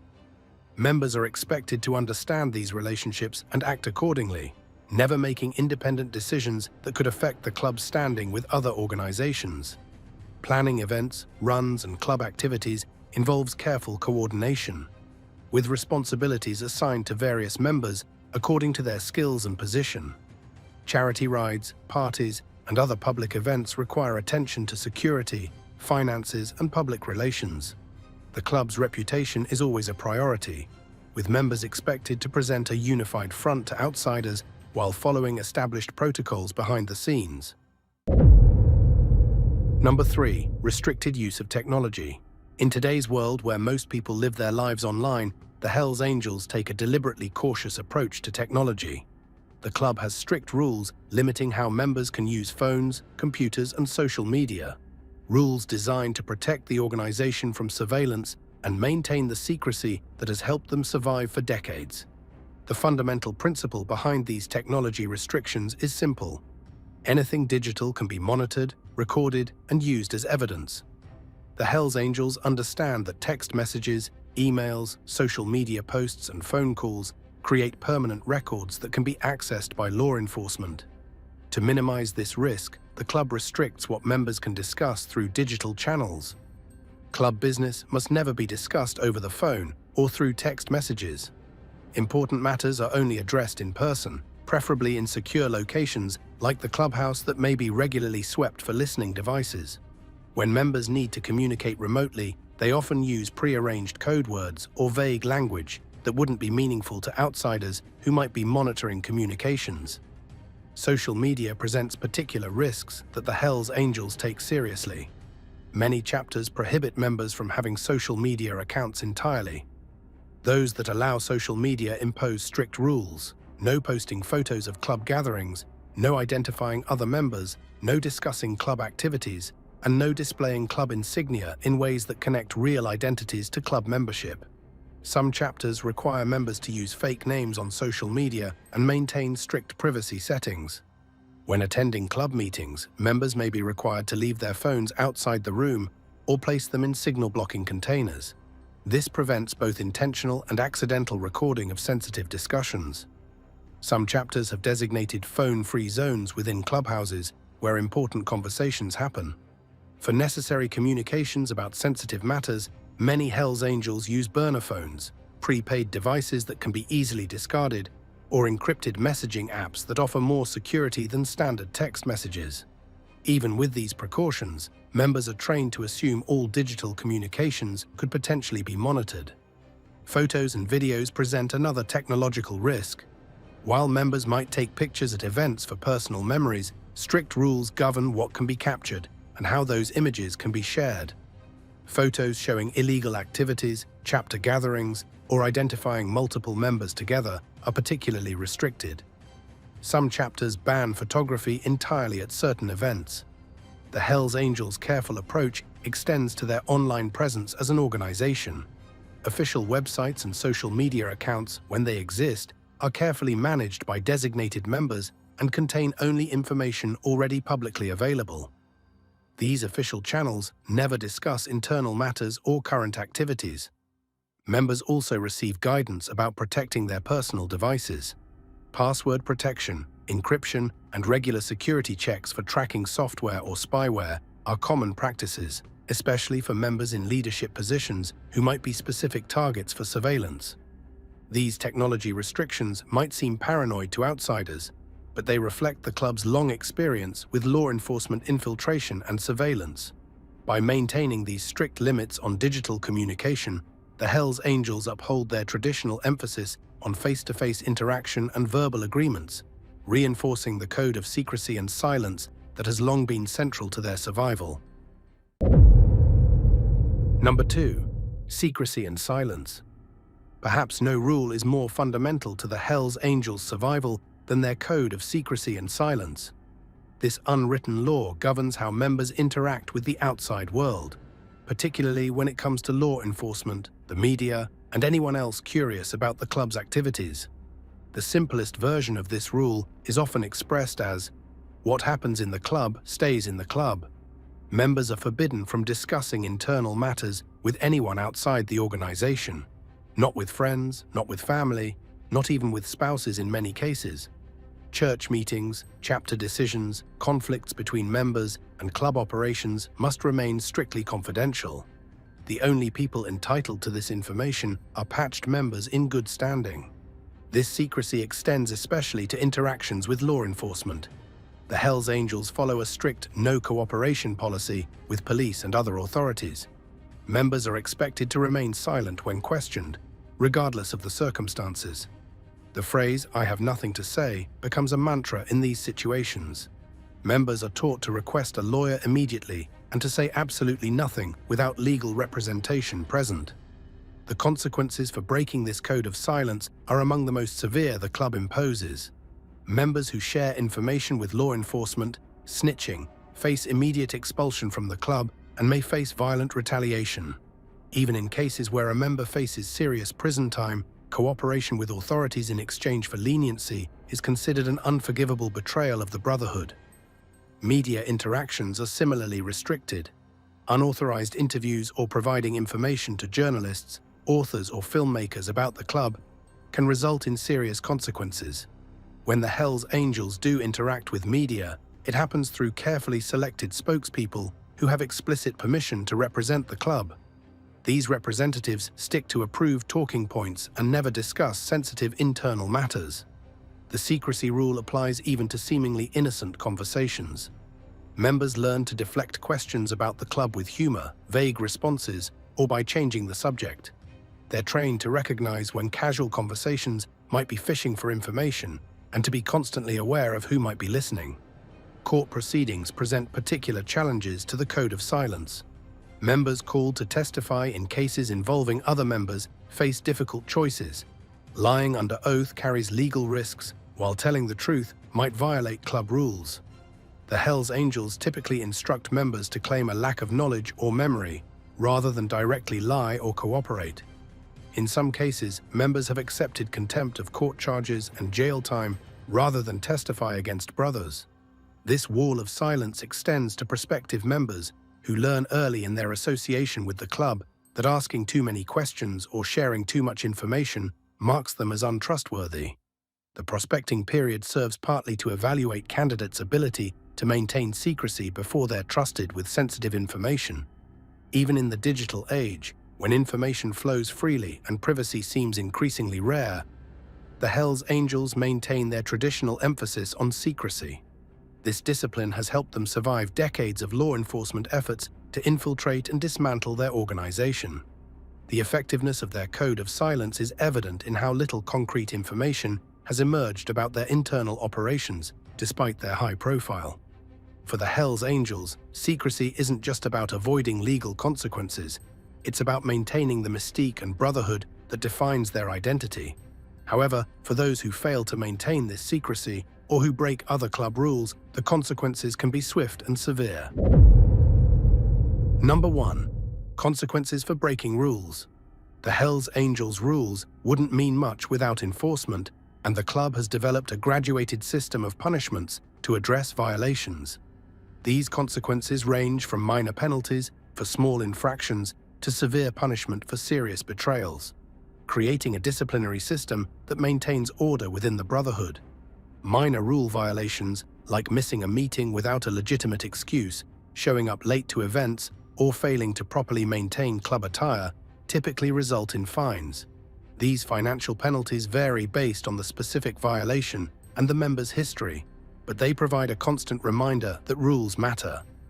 Paying these fines promptly is itself a rule, with additional consequences for those who delay. For more significant violations, members might face temporary suspensions from club activities.